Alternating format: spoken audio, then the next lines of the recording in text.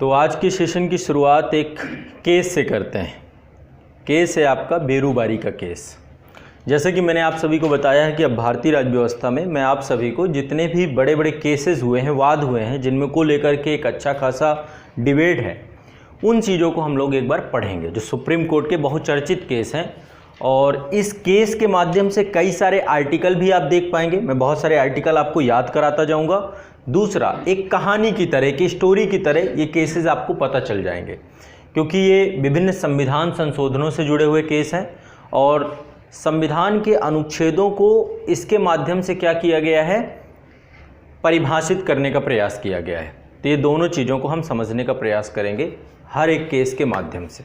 ठीक है, बहुत सारे केसेस हैं, मैं एक एक करके उठाऊंगा तो काफ़ी लंबी श्रृंखला चलेगी। तो मेरा प्रयास रहेगा कि इस सेशन में जितने केस हो जाते हैं या फिर कभी भी मैं आपको केसेस उठा के पूरी कहानी, पूरी स्टोरी समझाऊंगा, बहुत इत्मीनान से, विस्तार से, ताकि आपको केस पूरी तरीके से क्लियर हो जाए कि हर केस में सुप्रीम कोर्ट ने क्या क्या चीज़ें कही और वो केस कहाँ कहाँ पे जुड़ता है, संविधान के किस हिस्से से कहाँ पे जुड़ता है। ठीक है, तो ये भी हम लोग करेंगे। अब पहला केस मैं जो उठा रहा हूँ वो है बेरूबारी केस। बेरूबारी एक जगह का नाम है, एक स्थान का नाम है। दरअसल जब देश का विभाजन हो रहा था, माउंटबेटन प्लान आया। माउंटबेटन प्लान के बाद स्पष्ट हो गया कि अब भारत और पाकिस्तान दो अधिराज्य बनेंगे। जब ये बात पूर्णतया स्पष्ट हो गई तो स्पष्ट होने के बाद एक सीमा आयोग बनाया गया। रेडक्लिफ को उसका अध्यक्ष बनाया गया। अब जब रेडक्लिफ यहाँ पे आया और भारत की सीमाओं को देखा और उसको सीमांकन करना था तो उसके होश उड़ गए। उसने कहा कि इतने कम समय में इतने बड़े भारत के हिस्से को, जिसमें पूर्वी पाकिस्तान अलग है, पश्चिमी पाकिस्तान अलग है, और इसका सीमांकन करना अपने आप में बहुत जटिल कार्य था। और यहाँ तक कहा जाता है कि एक बार उसने क्विट करने के लिए बोला था कि मेरे से ना हो पाएगा, इतना बड़ा देश और इतनी बाउंड्रियाँ मिलाना और इतने कम समय में, एक पर्याप्त समय आप देते तो ठीक है। समय भी नहीं, लगभग 21-22 दिन का एक समय उसे दिया गया था। तो ऐसी स्थिति में उसने क्या किया, सस्ता नशा किया। पहले तो बोला ऐसे नहीं मिला पाऊंगा मैं, भारत की बाउंड्रियाँ ऐसे नहीं बना पाऊंगा। तो उसने क्या किया, पहले थोड़ा बहुत नशा वशा करके आराम से बैठा, सोचा, बोला अब एक तरीका है मेरे पास, जितने पुलिस थाने हैं उन पुलिस थानों को आपस में मिलाते चले जाओ। ठीक है, तो उसने पुलिस थानों को आपस में मिलाता चला गया नक्शे में। समझ रहे हैं, पुलिस थानों को उसने, उसके आधार पे उसने भारत की सीमांकन करना शुरू किया और फाइनली उसने पूर्वी पाकिस्तान का सीमांकन कर दिया। अब उसे नहीं पता था भाई, नक्शे में आप सीमांकन करेंगे तो क्या पता कि यहाँ पे कोई गांव बीच से पता चला कट गया, कहीं पर जो है आपका कुछ भी है, किसी का घर दो भागों में कट गया। आपने एक मूवी देखी होगी बेगम जान, उसमें वो घर जो होता था दो भागों में, आधा पाकिस्तान आधा भारत, किसी के खेत आधे भारत में, किसी के खेत आधे पाकिस्तान में। तो उसने जो है इस तरीके से मैप में ही कर दिया, उसने मैप में ही लाइन बिछा दी और बिछाने के बाद जो है पकड़ा दिया कि भैया ये रही रेडक्लिफ लाइन, यही भारत की सीमा रेखा है। तो 1952, अब आपको उससे भी सस्ता नशा करता था पाकिस्तान। उसको एक लत लग गई थी कि मुझे बस कुछ भारत से चाहिए, मैं अलग हुआ हूँ तो मुझे कुछ चाहिए, मुझे कुछ चाहिए, मुझे कुछ चाहिए। वो हमेशा मांगता ही रहता था। जो चीज़ नहीं मिलती थी तो उसको फिर वो कबायली आक्रमण करा देता था, स्टेट स्पॉन्सर्ड आतंकवाद का सहारा लेता था, छद्म युद्ध का सहारा लेता था, वो भी माध्यम उसने अपना लिया था। तो 1952 में अचानक से उसको लगा कि ये आपका ये वाला हिस्सा जो मैं दिखा रहा हूँ, ये है आपका बंगाल वाला हिस्सा, पश्चिम बंगाल का। बंगाल का विभाजन हुआ था, ठीक है, ये पश्चिम बंगाल का हिस्सा है। यहाँ पे मेघालय है, आपका मेघालय का हिस्सा है, ऊपर असम वाला हिस्सा है, ठीक है। और यहाँ पे आप देखेंगे ये सिलीगुड़ी है, यहीं पे जलपाईगुड़ी है, यहाँ पे ही आपका जलपाईगुड़ी है, ठीक है। उसी के पास ये गांव है जो कि पूरा ये बांग्लादेश की बॉर्डर है, ठीक है, बेरूबाड़ी, ये गांव, ये भी एक पुलिस थाना था। तो रेडक्लिफ ने इसे दे तो भारत को दिया था, लेकिन लिखित तौर पे नहीं लिख के गया था, मतलब रिटन फॉर्म पे नहीं था ये भारत के पास, और मुस्लिम बहुल आबादी वाला क्षेत्र था, बांग्लादेश की सीमा से सटा हुआ था। तो 1952 में पाकिस्तान ने रटना चालू किया कि बेरूबारी संघ हमारा है, बेरूबारी यूनियन हमारा है, ठीक है। अब चूंकि रिटन फॉर्म पे हमारे पास भी नहीं था ये, तो ये मामला आना चालू हो गया कि यहाँ पे भारत अवैध प्रशासन कर रहा है। ठीक है, अब जब ये स्थिति यहाँ की शुरू होती है तो ऐसे में जवाहरलाल नेहरू उस समय भारत के प्रधानमंत्री थे, फिरोज शाह नून इस समय पाकिस्तान के प्रधानमंत्री थे। ठीक है, जवाहरलाल नेहरू ने कहा कि यार अब इस मामले का सल्यूशन निकलना चाहिए। यदि कोई ऐसी बात है कि इस हिस्से को स्पष्ट नहीं किया गया और लगातार यहाँ पे डिमांड हो रही है, तो ऐसा करते हैं कि इस हिस्से को आधा हिस्सा पाकिस्तान को दे देते हैं, आधा हिस्सा भारत को दे देते हैं, आधा आधा हो जाए, 50-50 बांट लेते हैं। तो एक समझौता किया गया, फिरोज शाह नून वर्सेस नेहरू, यानी नेहरू न्यून समझौता हुआ इसको लेकर के, और ये बात स्पष्ट हो गई कि हम आधा आधा हिस्सा ये दे देंगे। पश्चिम बंगाल की जनता भड़क गई, और भड़के भी क्यों ना, मतलब कि आपको हमने चुना और आप हमें दूसरे देश को दे देंगे, ये कहाँ की बात होती है। मामला चला गया न्यायालय के पास, और न्यायालय के पास लेके कौन गया, भारत के राष्ट्रपति राजेंद्र प्रसाद। उन्होंने एक महत्वपूर्ण अनुच्छेद है, क्या है ये, राष्ट्रपति सुप्रीम कोर्ट से परामर्श मांग सकता है। तो चूंकि राजेंद्र प्रसाद ऐसे व्यक्तित्व थे जो संविधान सभा के अध्यक्ष रहे हैं, संविधान सभा की एक एक डिबेट और बहसों को उन्होंने समझा है, संविधान को बनाया है, संविधान में पहला व्यक्ति जिन्होंने हस्ताक्षर किया है, तो उन्हें संविधान की बहुत अच्छी समझ थी। और उन्होंने कहा कि इस मामले का सल्यूशन जो होगा वो सल्यूशन हम सुप्रीम कोर्ट से मांगते हैं, क्योंकि उन्हें पता चल गया कि कुछ गड़बड़ है, कुछ कमियां हैं। तो सुप्रीम कोर्ट के पास जब परामर्श गया, इस शक्ति का उन्होंने प्रयोग किया, तो उन्होंने दो चीज़ें सुप्रीम कोर्ट से पूछी। पहली चीज़ पूछी कि ये जो बेरूबारी संघ है, क्या बेरूबारी संघ को हम किसी दूसरे देश को दे सकते हैं। ठीक है, अब किसके पीछे समझते हैं, मैं कई सारे आर्टिकल आज आपको अभी यहाँ पे याद करा दूंगा, संविधान के ही कई आर्टिकल इसके साथ अब फंसेंगे। ठीक है, इसका तो सुप्रीम कोर्ट ने कहा कि ये काम हो सकता है, ये काम किया जा सकता है, ऐसा नहीं है कि भारत संघ किसी को नहीं दे सकता है ये चीज़। ठीक है, इसके लिए अनुच्छेद 368 है, आर्टिकल 368 के तहत संविधान संशोधन करिए और संविधान संशोधन करके ये हिस्सा आप दे सकते हैं। और इसको लेकर बहुत सारे आर्टिकल भी सुप्रीम कोर्ट ने बताए कि देखो ये आर्टिकल हैं, 7वीं अनुसूची में भी 14वां क्लास जो है इसमें भी आप इसके माध्यम से भी बना सकते हैं, इसके माध्यम से भी बना सकते हैं, कई सारे आर्टिकल बता दिए कि संसद के पास पावर है कि संसद इसे बना सकती है। लेकिन कहानी आके वहीं अटक जाती है। दो चीज़ें, प्रस्तावना में दो चीज़ें हैं। पहली चीज़ लिखी हुई है प्रस्तावना में लोकतांत्रिक गणराज्य, एक शब्द लिख दिया गया है प्रस्तावना में आपके लोकतांत्रिक गणराज्य। ठीक है, और दूसरा शब्द प्रयोग किया गया है संप्रभुता। ठीक है, ये दो शब्द हैं। तो लोकतांत्रिक गणराज्य के तहत पहला प्रश्न ये सा निकल के सामने आया कि जिस जनता ने सरकार को चुना है, क्या वो सरकार उस शक्ति का प्रयोग करके उस जनता को ही दूसरे देश को दे सकती है कि नहीं दे सकती। भाई बेरूबारी के लोगों ने भी भारत के प्रधानमंत्री को चुना था, संसद को चुना था, और वो प्रधानमंत्री नेहरू, फिर वो जो नेहरू, भाई जवाहरलाल नेहरू ने समझौता किया ना, भारत के प्रधानमंत्री ने समझौता किया ना। तो क्या प्रधानमंत्री हमें किसी को दे सकते हैं जबकि चुने हमारे द्वारा गए हैं। लोकतांत्रिक गणराज्य का मतलब यही है कि जनता के द्वारा सरकार को शक्ति प्राप्त होगी, जनता के द्वारा चुना जाएगा। गणराज्य का मतलब है राष्ट्र के जो मुखिया हैं, भारत के राष्ट्रपति हैं, वो भी जनता द्वारा चुने जाएंगे। तो ऐसे देश में क्या चुनी हुई सरकार को ये पावर है कि वो हमें किसी और को सौंप दें, किसी और को दे दें। पहला प्रश्न ये सुप्रीम कोर्ट के पास आया।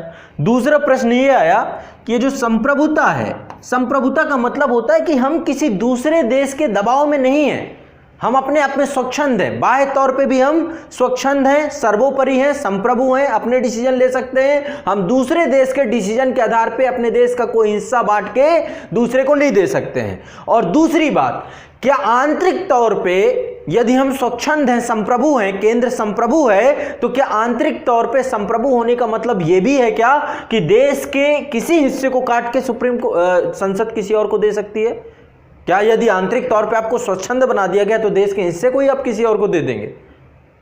ये दो तीन मुद्दे निकल के सामने आते हैं। सुप्रीम कोर्ट के सामने। और एक मुद्दा ये निकल के आता है कि क्या अनुच्छेद 3 जो कि ये कहता है कि संसद भारत के किसी भी राज्य के किसी हिस्से को क्या कर सकता है, कट कर सकता है, बांट सकता है, उसका पुनर्निर्धारण कर सकता है, नाम परिवर्तित कर सकता है, तो क्या अनुच्छेद 3 जो है इस शक्ति के प्रयोग के द्वारा इसको अलग किया जाएगा या अनुच्छेद 368 का प्रयोग किया जाएगा? ऐसे कितने प्रश्न थे जिन प्रश्नों का जवाब लगातार चाहिए था। तो अब मैं इसका एक पूरा विकास क्रम आपको समझाऊंगा। देखो यहाँ पे मैं चाहूँ तो आपको भाग 1 भी पढ़ा सकता हूँ, क्योंकि भाग 1 आपको पता होना चाहिए, लेकिन भाग 1 मैं आपको पढ़ाऊंगा, ठीक है। तो भाग 1 हम लोग देखेंगे, ठीक है। लेकिन पहले समझते हैं कि यहाँ पे क्या क्या मुद्दे निकल के आए।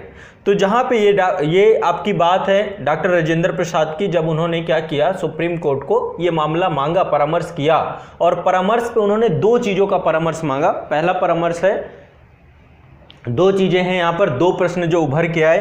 पहला प्रश्न उभर के आया कि बेरूबारी यूनियन जो आपका है, क्या बेरूबारी यूनियन से संबंधित समझौते के कार्यान्वयन के लिए कोई विधायी कार्रवाई आवश्यक है? क्या कानून बना के इसे हम दें?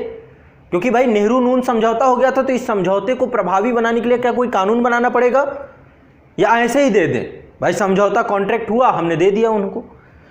क्या बिना कानून के दे सकते हैं या फिर ऐसे ही दे सकते हैं? तो पहली बात तो ये बोला गया कि क्या कोई कानून बनाना पड़ेगा, कोई विधायी कार्रवाई करनी पड़ेगी संविधान में। तो पहला प्रश्न ये परामर्श मांगा गया सुप्रीम कोर्ट से। दूसरा, अगर यदि विधायी कार्रवाई करना है तो क्या अनुच्छेद 3 के तहत करें या अनुच्छेद 368 के तहत करें? ठीक है, ये 2 प्रश्न जब सुप्रीम कोर्ट के पास गए तो सुप्रीम कोर्ट ने कहा, सुप्रीम कोर्ट ने अब देखो स्पष्ट करना चालू किया कि अब आपके पास पावर कैसे कैसे है, कहां कहां पे पावर है। मैं चाहता हूं कि चीजें आप याद भी करते जाइएगा, यहां पे कई आर्टिकलों का मैं उल्लेख करूंगा, ठीक है। पहला है, सुप्रीम कोर्ट ने कहा कि जो 7वीं अनुसूची है, संघ सूची, जिसमें से संघ सूची की एंट्री नंबर 14, वहां पे लिखा हुआ है कि भारत किसी अन्य देश के साथ संधि या समझौते कर सकता है, ठीक है। यानी कि संसद के पास पावर है, क्योंकि संसद संघ सूची शक्ति का प्रयोग करती है, तो भारत किसी अन्य देश के साथ संधि या समझौता कर सकता है और उस समझौते को देश में लागू भी कर सकता है। तो यहां से एक लीगलिटी मिलती है, संसद को पावर मिलती है कि संसद ये कदम जो उठा रहा है ये गलत नहीं है। पहली चीज तो ये। दूसरी चीज क्या निकल के आती है, आर्टिकल 253, ये आपको याद करना है। आर्टिकल 253 ये कहता है कि विदेशी देशों के साथ संधियों और समझौतों को क्रियान्वित करने के लिए कानून बना सकता है कौन? पार्लियामेंट, ठीक है। तो आर्टिकल 263 क्या है, 53 क्या है, माफ करिएगा, आर्टिकल 253 अनुच्छेद 253, इसे याद कर लीजिए। ये अंतरराष्ट्रीय संबंधों से जुड़ा हुआ है, आईआर से जुड़ा हुआ है। जो अंतरराष्ट्रीय स्तर पर जो संधियां की जाती हैं, कानून बनाए जाते हैं, अनुच्छेद 253 ये पूछता है, कई बार पूछा है, ये अनुच्छेद आपको आना चाहिए, अनुच्छेद 253 रट लेना है। तो आर्टिकल 253 जिसके अनुसार विदेशियों के साथ संधियों और समझौतों को क्रियान्वित करने के लिए कानून बनाया जा सकता है, ठीक है। वहीं कुछ और प्रावधानों की बात करें तो अनुच्छेद 245(1) इसमें भी लिखा हुआ है। इसमें क्या लिखा हुआ, आर्टिकल 245, ये आपका संघ केंद्र राष्ट्र संबंध में विधायी संबंध का पहला अनुच्छेद है। इसमें लिखा हुआ है कि संसद को भारत के क्षेत्र के पूरे या किसी हिस्से के लिए कानून बनाने का अधिकार है। कई अनुच्छेद ऐसे संविधान में लिखे हुए थे जिससे संसद को पावर मिल रही थी कि वो किसी भी भारत के हिस्से को ये कार्य कर सकता है, ठीक। आगे चलते हैं, देखिए मैंने 2 आर्टिकल आपको बताया। आर्टिकल 253 क्या है, अंतरराष्ट्रीय संबंधी के लिए कानून बनाना और कानून बना के उसे लागू करना, पहली चीज ये। दूसरा क्या है, अनुच्छेद 245 कि संसद को भारत के क्षेत्र के पूरे या किसी हिस्से के लिए कानून बनाने का अधिकार है। 2 बातें तो यहां पर हो गई। अब एक आर्टिकल और है जहां पे संसद को पावर मिलती है, वो आर्टिकल 248, ये भी थोड़ा सा समझ लीजिए इसके बारे में भी। आर्टिकल 248 कहता है कि संसद के पास समवर्ती सूची, राज्य सूची और केंद्र सूची में शामिल नहीं होने वाले विषयों पर भी वो कानून बना सकता है, जिसको बोलते हैं अपशिष्ट शक्ति। तो अनुच्छेद यानी कि मान लीजिए यदि कोई ऐसा अधिकार नहीं भी प्राप्त है तो भी संसद के पास अधिकार तो आ ही गया, क्योंकि अपशिष्ट शक्ति मतलब जो संघ सूची, राज्य सूची और समवर्ती सूची में सम्मिलित ना हो उस विषय भी कानून तो संसद ही बनाएगा। तो यदि मान लो कहीं पे परिभाषित नहीं भी आपको लग रहा है तो भी क्या हो गया, अनुच्छेद 248 का प्रयोग आप कर सकते हैं। तो आर्टिकल 248 क्या है, अवशिष्ट शक्तियां। आर्टिकल 253 अंतरराष्ट्रीय संबंधों को लागू करने की संसद की शक्तियां। आर्टिकल 245 संसद किसी भी, ठीक है, देश के किसी भी हिस्से के लिए कानून बना सकती है। संसद देश के किसी भी हिस्से के लिए कानून बना सकती है। संसद देश के किसी भी हिस्से के लिए कानून बना सकती है। और आर्टिकल 248 क्या बताता है कि अवशिष्ट शक्तियां संसद के पास हैं। ये देखिए, ये लीगैलिटी है, ये पावर है। और अनुसूची 7 की एंट्री नंबर 14 वहां पे भी ये कहा गया है कि वो भी देश के किसी भी हिस्से में किसी भी अंतरराष्ट्रीय किसी देश के साथ करार कर सकती है, उसे देश के किसी भी हिस्से में लागू कर सकती है। तो ये कुछ लीगैलिटी हमें निकली और इस तरीके से देखा जाए तो कोई अड़चन नहीं समझ में आ रही थी। सुप्रीम कोर्ट ने कहा कि कोई दिक्कत नहीं है, आप इसे लागू कर सकते हैं। लेकिन देश में बड़े स्तर पर क्या हो गया, बवाल हो गया। देश में पश्चिम बंगाल में विरोध होना चालू हुआ। दूसरा, सामने आ रही थी प्रस्तावना, बार बार ये खड़ी हो रही थी कि प्रस्तावना संविधान का हिस्सा है या नहीं है। प्रस्तावना में ये शब्द जो लिखे हुए हैं, प्रस्तावना में ये जो शब्द लिखे हुए हैं लोकतांत्रिक गणराज्य, इसका क्या करें।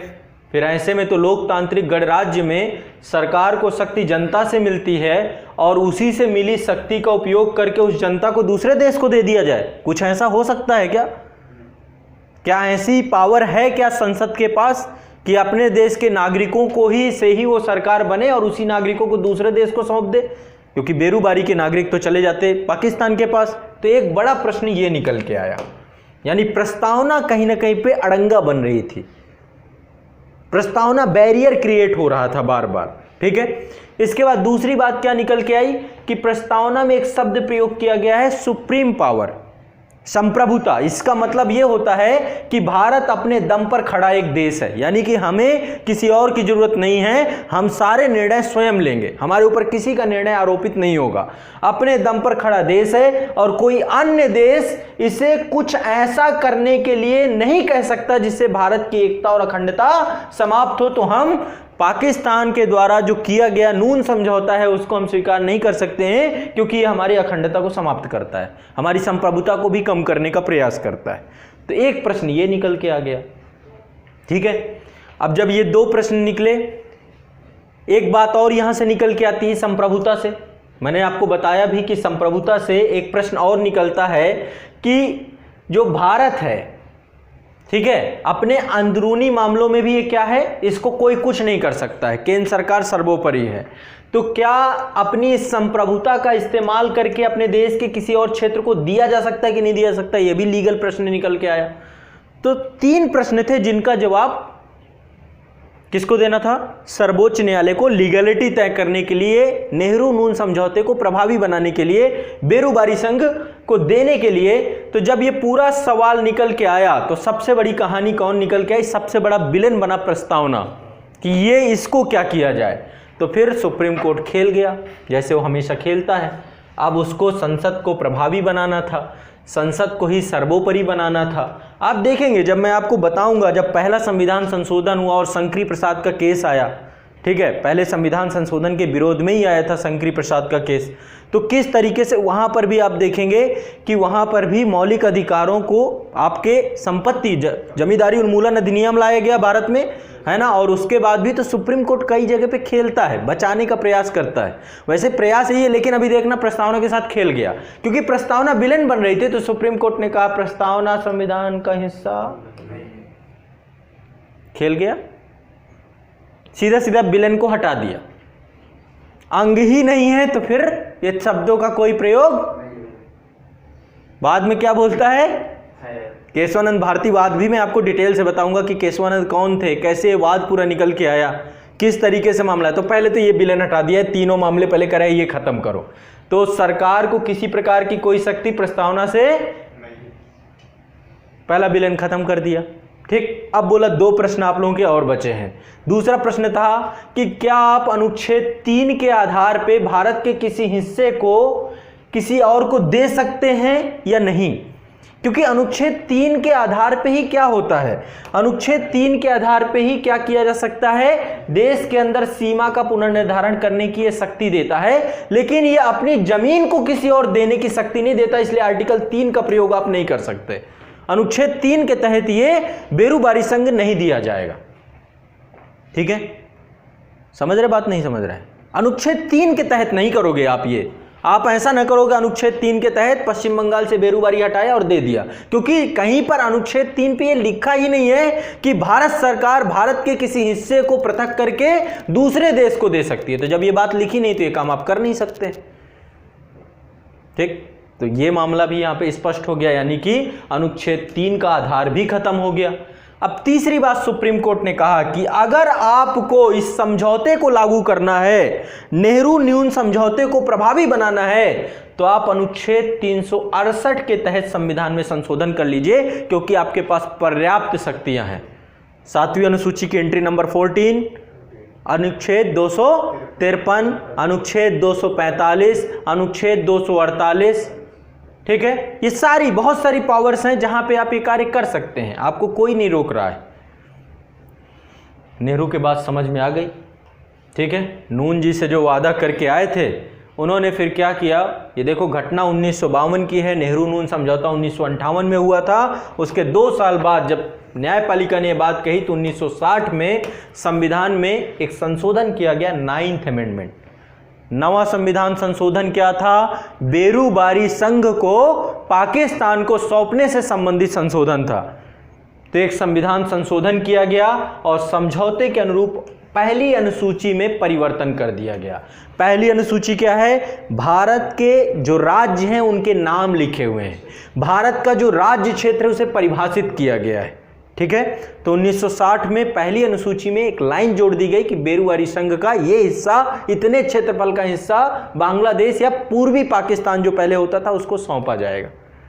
ठीक है, तो नवा संविधान संशोधन किया गया और इस तरीके से नेहरू नून समझौता क्या हो गया, प्रभावी हो गया। कुल मिलाकर बेरूबारी का जो मामला था, यहां पर सुप्रीम कोर्ट ने प्रस्तावना जो विलेन था उसे खत्म कर दिया और बाद में फिर मान लिया कि हाँ ठीक है। तो ये तो रहा बेरूबारी का वाद, पूरा का पूरा, पूरी कहानी समझ में आई।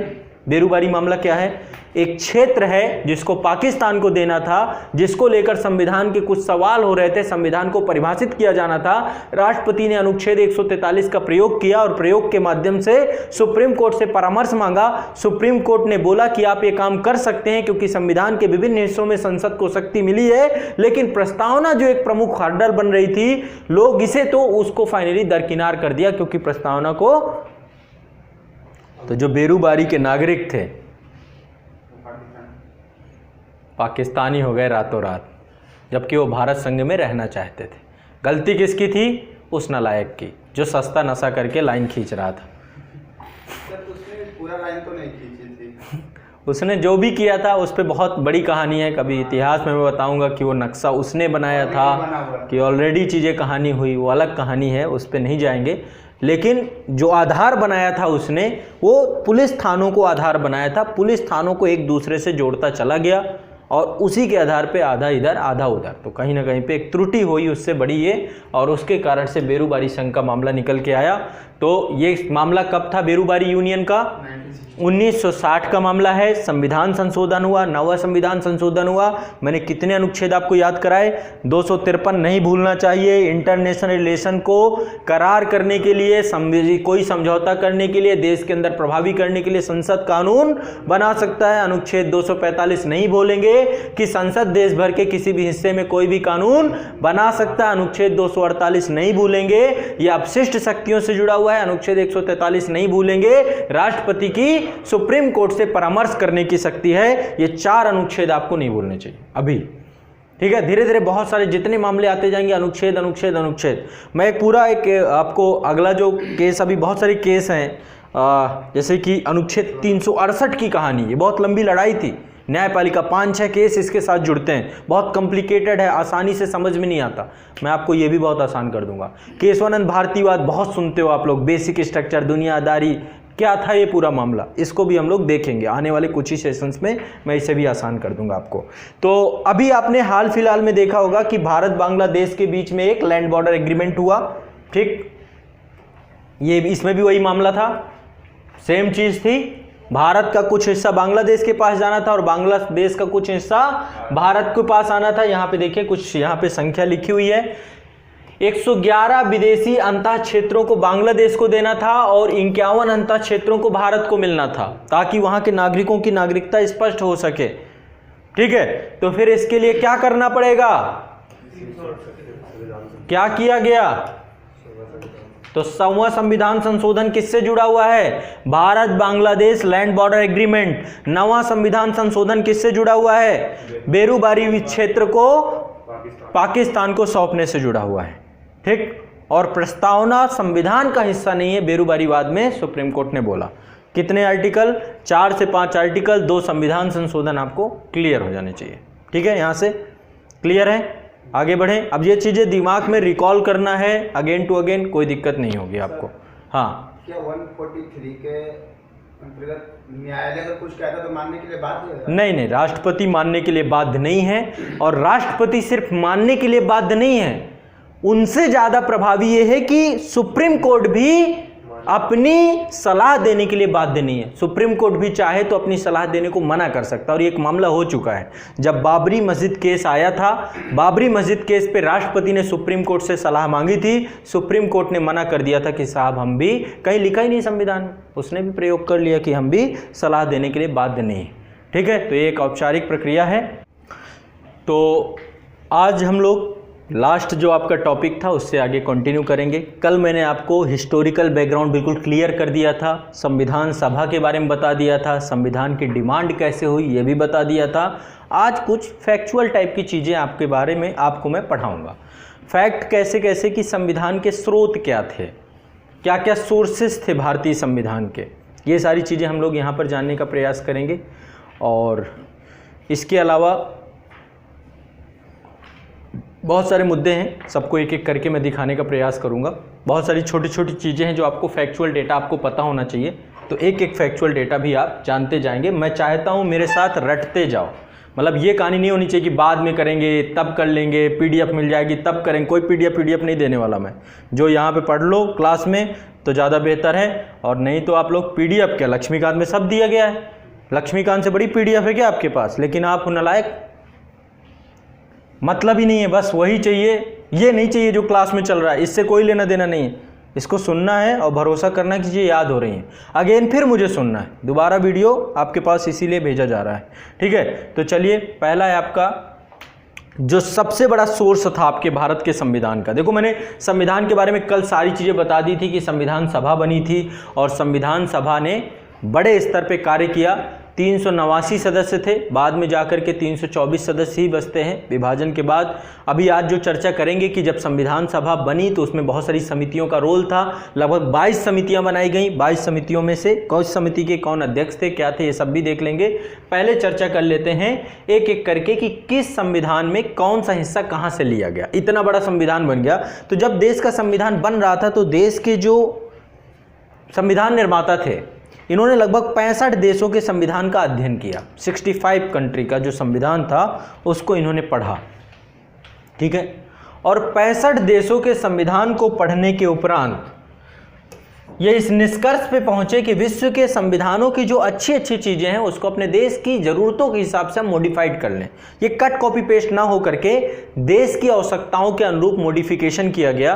तो कई सारे देशों से बहुत सारी चीजें ली गई हैं, एक एक करके हम देखते हैं। सबसे पहले यूनाइटेड नेशन से, देखो 1935 का अधिनियम तो था ही, आधे से ज्यादा आर्टिकल तो इसी के थे, अभी इसको भी देख लेंगे। लेकिन यूनाइटेड नेशन से क्या क्या लिया गया, अमेरिका क्या, अब एक एक चीज मेरी याद करते रहना है। फंडामेंटल राइट भाग 3 कहां से लिया गया, संयुक्त राष्ट्र अमेरिका से। फंडामेंटल राइट कहां से लिया गया, संयुक्त राष्ट्र अमेरिका से।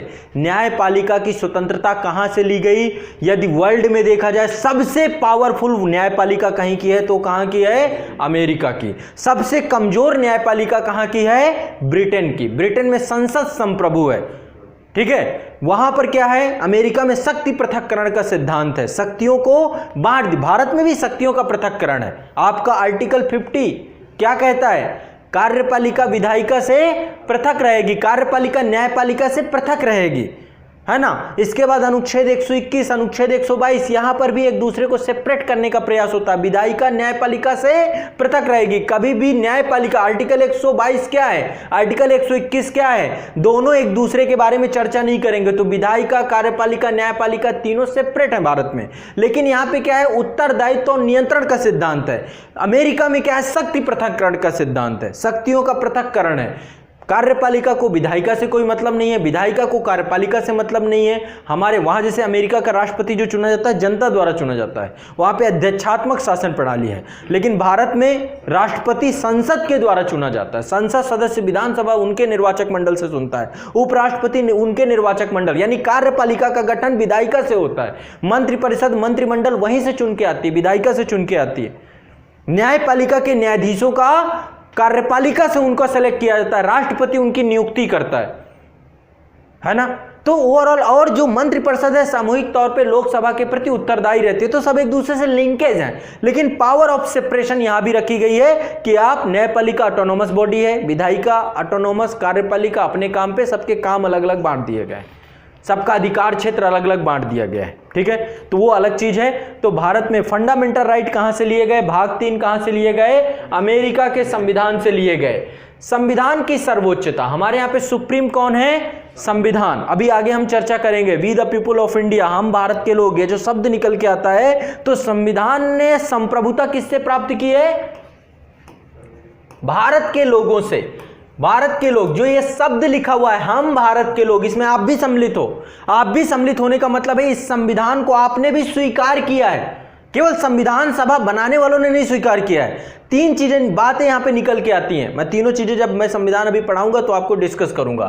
हम भारत के लोग, यानी कि संविधान की सर्वोच्चता, और संविधान कहां से पावर लेता है, जनता से लेता है। यहां पे जन संप्रभुता है। तो हमारे यहां पे संविधान की सर्वोच्चता है, अमेरिका के संविधान से ली गई है, क्लियर। इसके बाद अगला है सर्वोच्च न्यायालय, ये सुप्रीम कोर्ट, ये भी वहीं से लिया गया है। सर्वोच्च न्यायालय की जो न्यायपालिका की स्वतंत्रता और निष्पक्षता भी यहीं से ली गई है। न्यायिक पुनरावलोकन की शक्ति, अनुच्छेद 13 की जो पावर है, ये भी कहां से ली गई है, आर्टिकल 13 क्या है आपका, न्यायिक जुडिशियल रिव्यू की पावर देता है। यदि कोई संसद के द्वारा ऐसा कानून बनाया जाएगा जो फंडामेंटल राइट को कम करने का प्रयास करेगा, तो अनुच्छेद 13 लग जाएगा उसमें, न्यायपालिका स्वतः संज्ञान लेगी, या फिर उस कानून के उस हिस्से को खत्म कर दिया जाएगा जितने तक वो फंडामेंटल राइट को वायलेशन करेगा। शंकरी प्रसाद का वाद यही था, मैं आगे चर्चा करूंगा। जब संपत्ति के अधिकार को, संपत्ति के जमींदारी उन्मूलन कानून क्या था, आपकी संपत्ति को खींचना। शंकरी प्रसाद कहां से थे, बिहार से थे, जमींदार थे बिहार के, ठीक है। जब उनकी जमीन खींची गई तो सुप्रीम कोर्ट, वो पटना हाई कोर्ट गए, और वहां जाके उन्होंने कहा कि हमारी जमीन खींची जा रही है, संपत्ति का अधिकार हमें फंडामेंटल राइट में दिया गया है, और हमारी संपत्ति ऐसे कैसे राज्य खींच सकता है। तो पटना हाई कोर्ट ने कहा हाँ सही बात है, ठीक है। तो क्या किया गया, फिर बड़ी मिस्टेक हो गई, फिर राष्ट्रपति को लगा फिर गड़बड़ हो गई, क्या संविधान बनाए हम लोग। फिर तुरंत आनन फानन में पहला संविधान संशोधन 1951 में करना पड़ा, नवी अनुसूची जोड़नी पड़ी, लिखना पड़ा कि यदि जमींदार या भूमि अधिग्रहण से संबंधित कोई कानून आएगा तो न्यायपालिका के पास लोग नहीं जा सकते हैं, वाद योग्य से बाहर रखना पड़ा उसे, तो उसे बना दिया गया। फिर इलाहाबाद हाई कोर्ट ने बोला कि हाँ हाँ नवी अनुसूची लीगल है।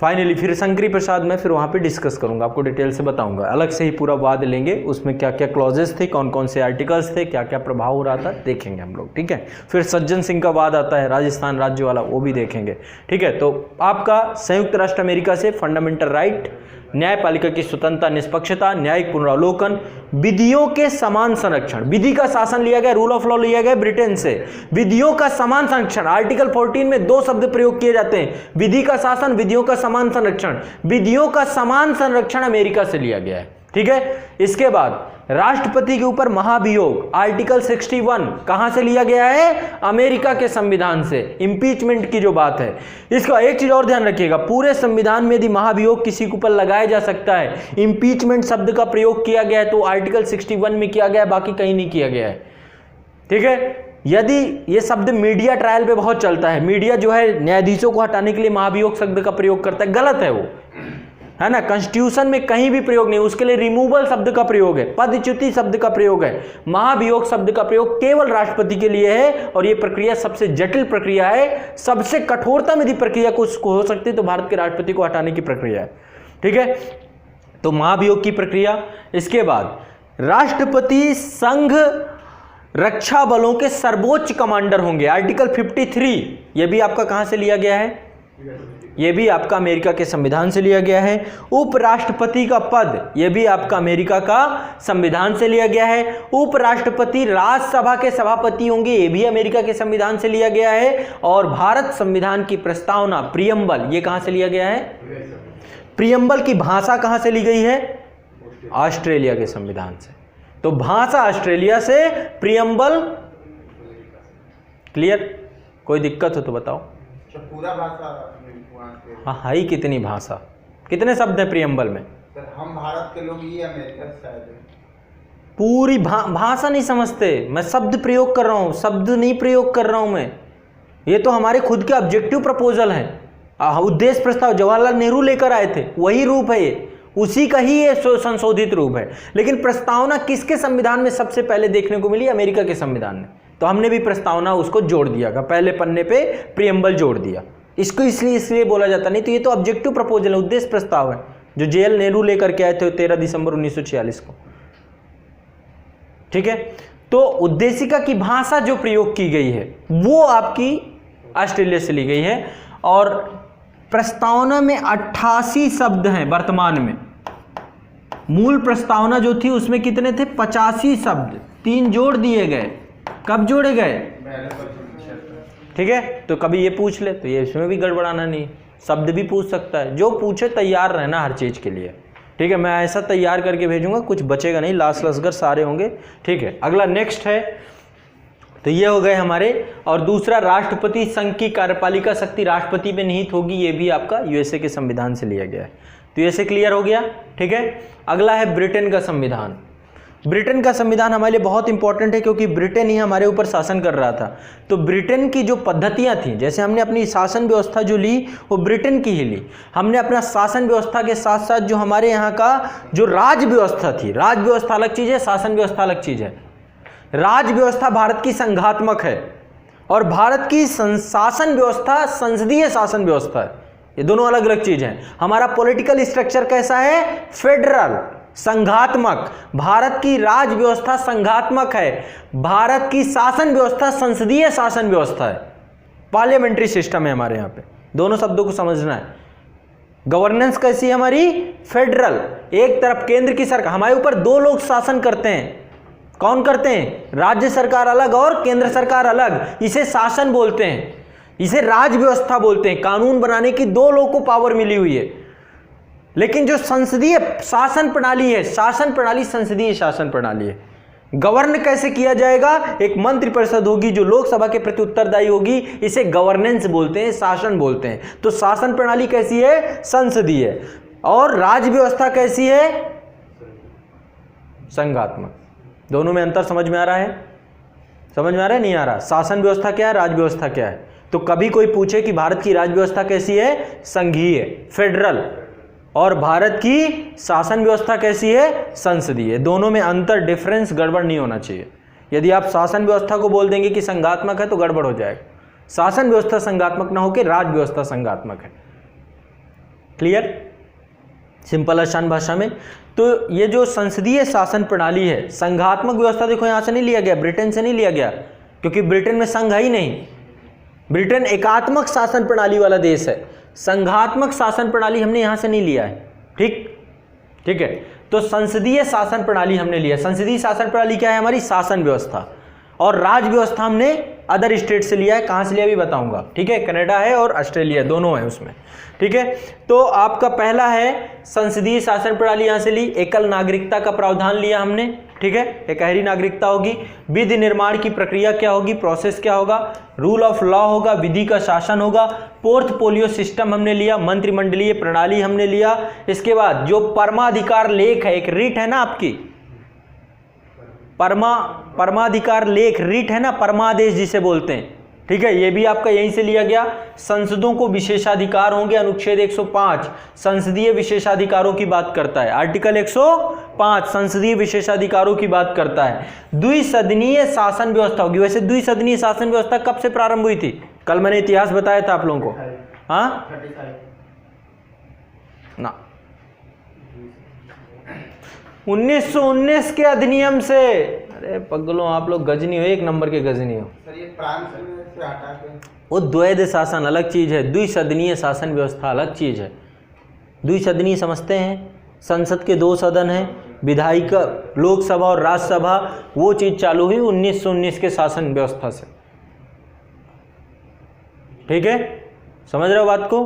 बहुत आसान है, इसको रटते चले जाओ, बहुत बहुत ईजी है। मैं चाह रहा हूँ ये यहीं पे याद होना चाहिए। संसदीय शासन व्यवस्था कहाँ से ली गई? ब्रिटेन से। एकल नागरिकता कहाँ से ली गई? ब्रिटेन से। विधि निर्माण की प्रक्रिया कहाँ से ली गई? ब्रिटेन से। विधि का शासन कहाँ से लिया गया? ब्रिटेन से। मंत्रिमंडलीय प्रणाली कहाँ से ली गई? ब्रिटेन से। परमाधिकार लेख यानी कि ये कहाँ से लिया गया? ब्रिटेन से। संसदीय विशेषाधिकार कहाँ से ली गए? ब्रिटेन से। द्विसदनीय प्रणाली व्यवस्था कहाँ से ली गई? ब्रिटेन से। चुनाव में सर्वाधिक मत देने के आधार पर जीत की प्रक्रिया कहाँ से ली गई? ब्रिटेन से। सबसे ज्यादा जिसे मत मिलेंगे वही जीतेगा, ये कहां से लिया गया? ब्रिटेन से। क्लियर? कितनी चीजें ब्रिटेन से ली गई, भूलना नहीं चाहिए। ठीक, डन।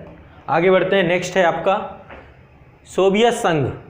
ठीक है, पहले सोवियत संघ होता था, यूएसएसआर होता था, कई देशों का समूह था ये। ठीक है, अब रसिया के नाम पे है। तो फंडामेंटल ड्यूटी आपकी यहां पे ली गई। कब जोड़ी गई? 42वें संविधान संशोधन में।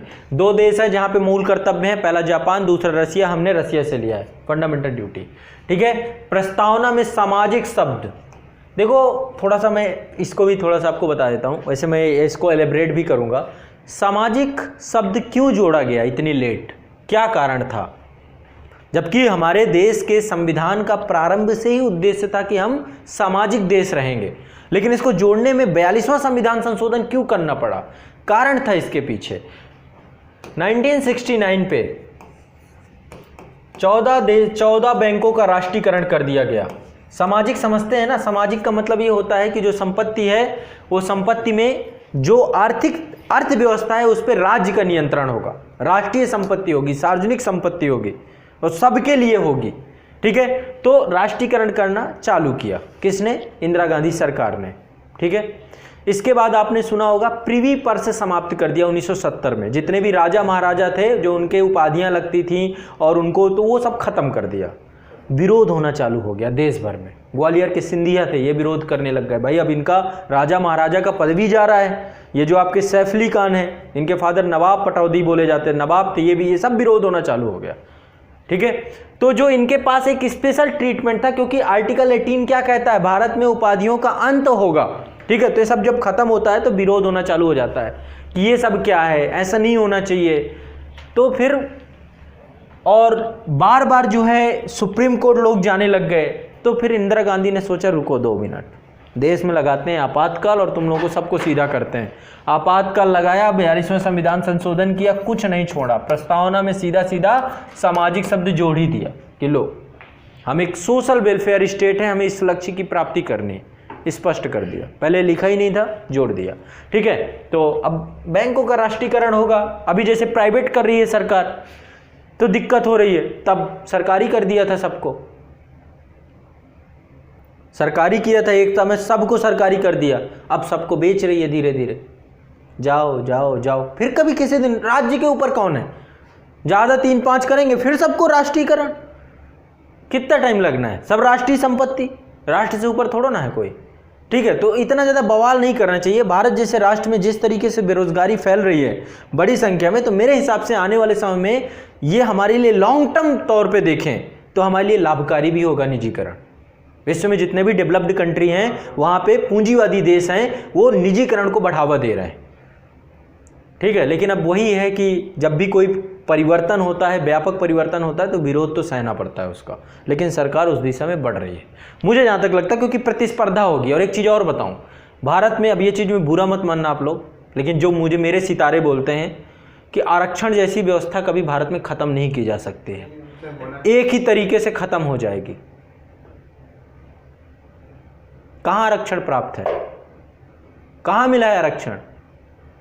सरकारी सर्विसेज में। वही नहीं रहेंगी तो कहाँ आरक्षण लोगे? जब सब प्राइवेट हो जाएगा तो फिर कहाँ आरक्षण लिया जाएगा? कौन किसको आरक्षण देगा? निजी में मिलता है क्या आरक्षण? तो यही तरीका है, वही कर रही है सरकार। देखिएगा आने वाले समय में सरकारी सर्विसेज ही उच्च पदों को छोड़कर, ए ग्रेड की जॉब को छोड़कर, regulatory body policy making job को छोड़कर धीरे धीरे सब प्राइवेट कर देगी। फिर लीजिए, मांगिए आरक्षण, किससे मांगेंगे आप? यहाँ राज्य के खिलाफ था, फिर धीरे से एक ले आ जाएगा क्लॉज, जबकि अब जरूरत ना रही। सब प्रक्रियाबद्ध तरीके से हो रहा है। मतलब जो मुझे समझ में आता है, जितना मैं थोड़ा बहुत समझता हूँ पॉलिटिक्स को, तो मुझे लगता है कि ये भी एक अपना उसी दिशा में नियंत्रित तरीके से चलने का तरीका है। धीरे धीरे यदि 2, 4, 10 साल या और रहे और बड़े स्तर पे प्राइवेटाइजेशन कर दिया, रेलवे चली जाएगी तो इतनी बड़ी संख्या में जो जॉब क्रिएशन होती है वो प्राइवेट सेक्टर करेगा, और वो जो वैकेंसी निकालेगा उसमें आरक्षण मिलेगा क्या? तो खेल तो हो गया। इसके बाद और जितनी भी पब्लिक सेक्टर अंडरटेकिंग है, इनका भी LIC है, ये भी बेची जा रही है। जितनी बड़ी बड़ी कंपनी है, आपका एयर इंडिया है, तो लो, जो करना हो कर लो राज्य का। धीरे से वो गेम कर जाएंगे। ठीक है, अब बवाल मत काटने लगने कि भाई आरक्षण खत्म कर रहे हैं। ठीक है, कहने का तात्पर्य है कि ये होना है, ऐसे ही तरीका है। तो ये हो गया सोवियत संघ का सामाजिक, आर्थिक, राजनीतिक न्याय, जस्टिस की चीज भी यहीं से जोड़ी गई है। फंडामेंटल ड्यूटी प्रस्तावना में सामाजिक, आर्थिक, राजनीतिक न्याय का आदर्श भी पूर्व सोवियत संघ के संविधान से लिया गया है। क्लियर क्लियर क्लियर हो रहा है? ठीक है, चलो अगला है ऑस्ट्रेलिया। ऑस्ट्रेलिया से 7वीं अनुसूची में समवर्ती सूची।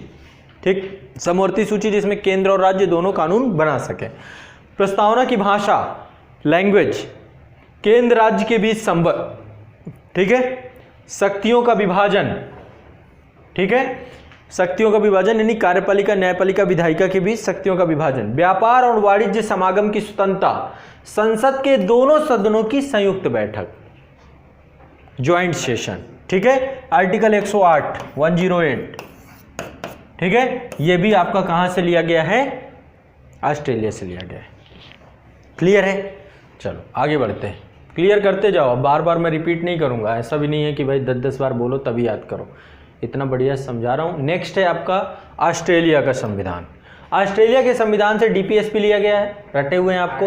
राष्ट्रपति की निर्वाचक मंडल की व्यवस्था की, राष्ट्रपति हमारा एक निर्वाचित व्यक्ति होगा और उसके लिए निर्वाचक मंडल की व्यवस्था की जाएगी। तो ये सारी चीज़ें यहाँ से ली गई हैं।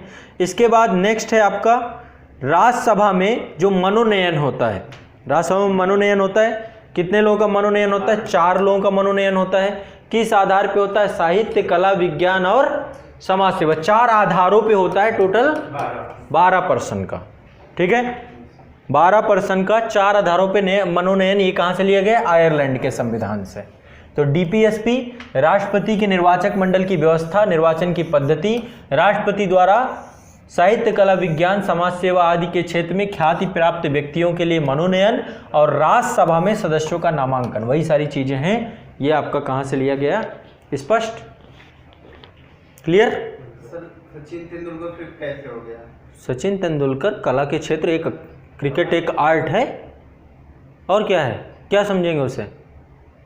कला का मतलब पेंटिंग है क्या? ऐसे तो फिर सोनल मानसिंह है, वो शास्त्रीय नृत्य करती हैं। तो सर इत्यादि शब्द यहाँ पे तो और भी इत्यादि शब्द मत जोड़िए, कला में ही आता है वो। और वो सोशल सर्विस भी करते हैं बड़े स्तर की, वहाँ भी जोड़ लीजिए। आप तो जानते केवल उन्हें क्रिकेट के लिए है। केरल में कितने गाँवों को गोद ले रखा है उन्होंने, कितने हॉस्पिटल चलते हैं, कितने स्कूल चलते हैं। तो बड़े लोग करते हैं, बड़े लोग करते हैं, ठीक है। तो सचिन तेंदुलकर को आर्ट के आधार पे लिया गया। खेल मत जोड़िए कि खेल यहाँ पे है ही नहीं, तो आप खेल भी एक कला है, एक आर्ट है। कोई भी स्किल जो आपके अंदर है वो आर्ट के अंतर्गत आती है। समझ रहे बात को?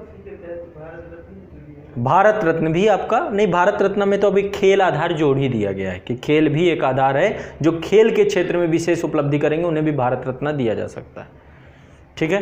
लेकिन यहाँ पे 4 आधार हैं। 4 आधार में जो सचिन तेंदुलकर आपको दिख रहे हैं, यहाँ पे ही दिख रहे हैं। आप रेखा ही देख रहे हैं, हेमा मालिनी देख रहे हैं, सचिन तेंदुलकर को विरोध कर रहे हैं, ठीक है। तो वो भी ये इसी आधार पे हैं, ठीक है। इसके बाद आपका ये हो गया। अब अगला आते हैं कनाडा से। ये थोड़ा सा ध्यान रखिएगा, इससे बहुत प्रश्न पूछाते हैं। ये है फेडरल सिस्टम, यहाँ से लिया गया कनाडा से। केंद्र संबंध ऑस्ट्रेलिया, शक्तियों का विभाजन ऑस्ट्रेलिया, संघीय व्यवस्था कनाडा। इसको उत्तरी ब्रिटिश प्रांत भी बोलते थे। पहले ब्रिटेन का ही शासन हुआ करता था कनाडा में, अमेरिका में पूरा ब्रिटेन ही शासन करता था। ब्रिटेन पूरे विश्व में फैला हुआ था। लॉर्ड कॉर्नवालिस के टाइम पे 1776 में फिर वो आज़ाद हो गया, लेकिन कनाडा काफ़ी हिस्से, तो इसे नॉर्थ ब्रिटिश प्रांत भी कहा जाता है। तो कभी ये प्रश्न पूछ ले कि संघीय व्यवस्था उत्तरी ब्रिटिश प्रांतीय क्षेत्र से ली गई, तो भी गलत नहीं है। पूछा गया है, यूपीपीसीएस में पूछा एक बार, ठीक है। तो ये भी गड़बड़ नहीं करनी कनाडा को, ठीक है। यदि पूछता है तो सरकार की संघीय व्यवस्था, केंद्र के पास अपशिष्ट शक्तियां,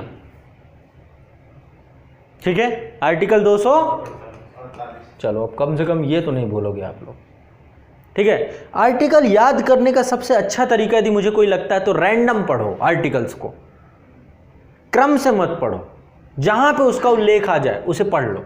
अब आर्टिकल 253 आप नहीं भूलोगे, आर्टिकल 248 आप नहीं भूलोगे, आर्टिकल 245 आप नहीं भूलोगे, 143 नहीं भूलोगे, 393 क्या था? 393 पुस्तक का नाम, जो किताब है भारत का संविधान, ये शब्द अनुच्छेद 393 में लिखा है। 394 नहीं बोलोगे, क्यों?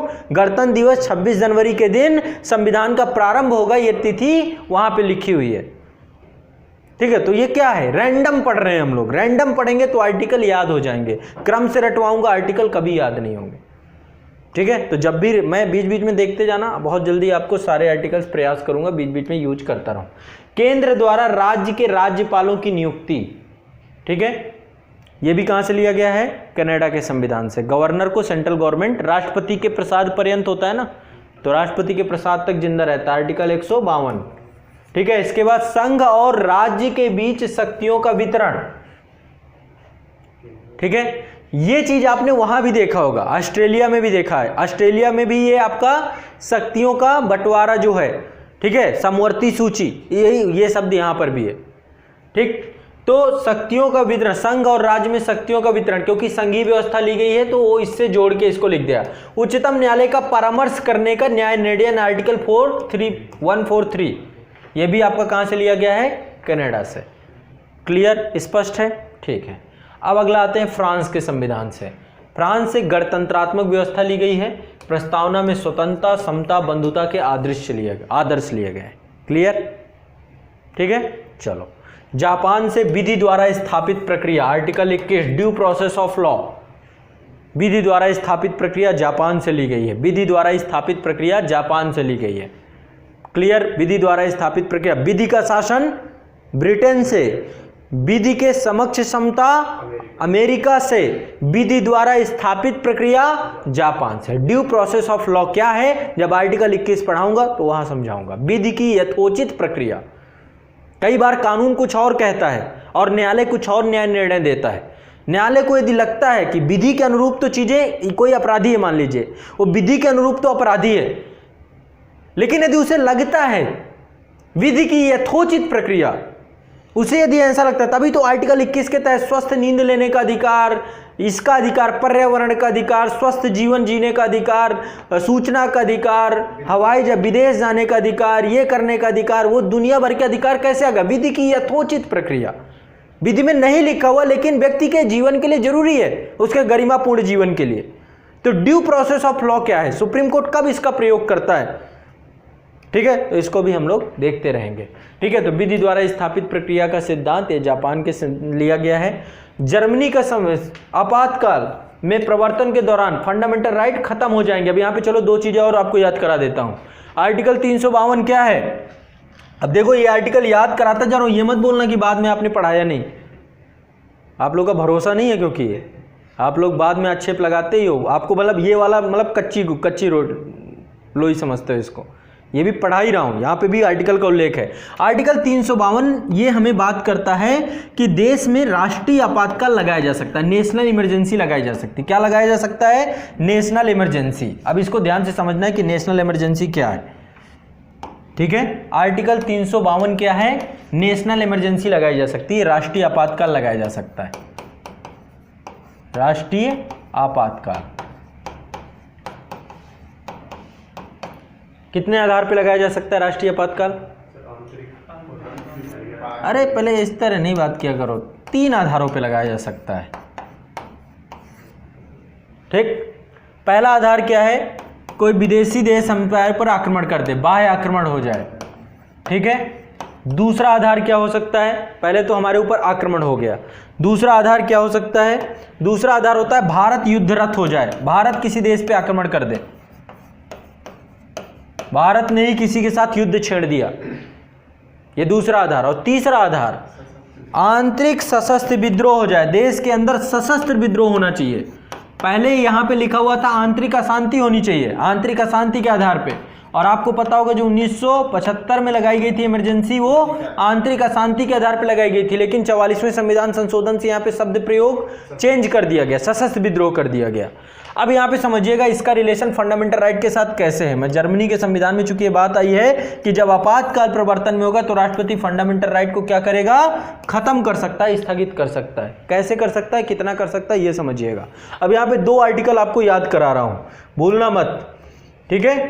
पहला आर्टिकल है 358, याद कर लो इसको, और दूसरा आर्टिकल है 359। ये 2 अनुच्छेद हैं। जैसे ही इन 2 आधारों पर, ऊपर के 2 आधार, यदि कोई देश भारत पे आक्रमण कर देता है, यदि भारत किसी देश के साथ युद्धरत हो जाता है, तो यदि इन 2 आधारों के आधार पर राष्ट्रीय आपातकाल लगेगा, नेशनल इमरजेंसी लगेगी, तो आर्टिकल 358 तुरंत प्रभावी हो जाएगा।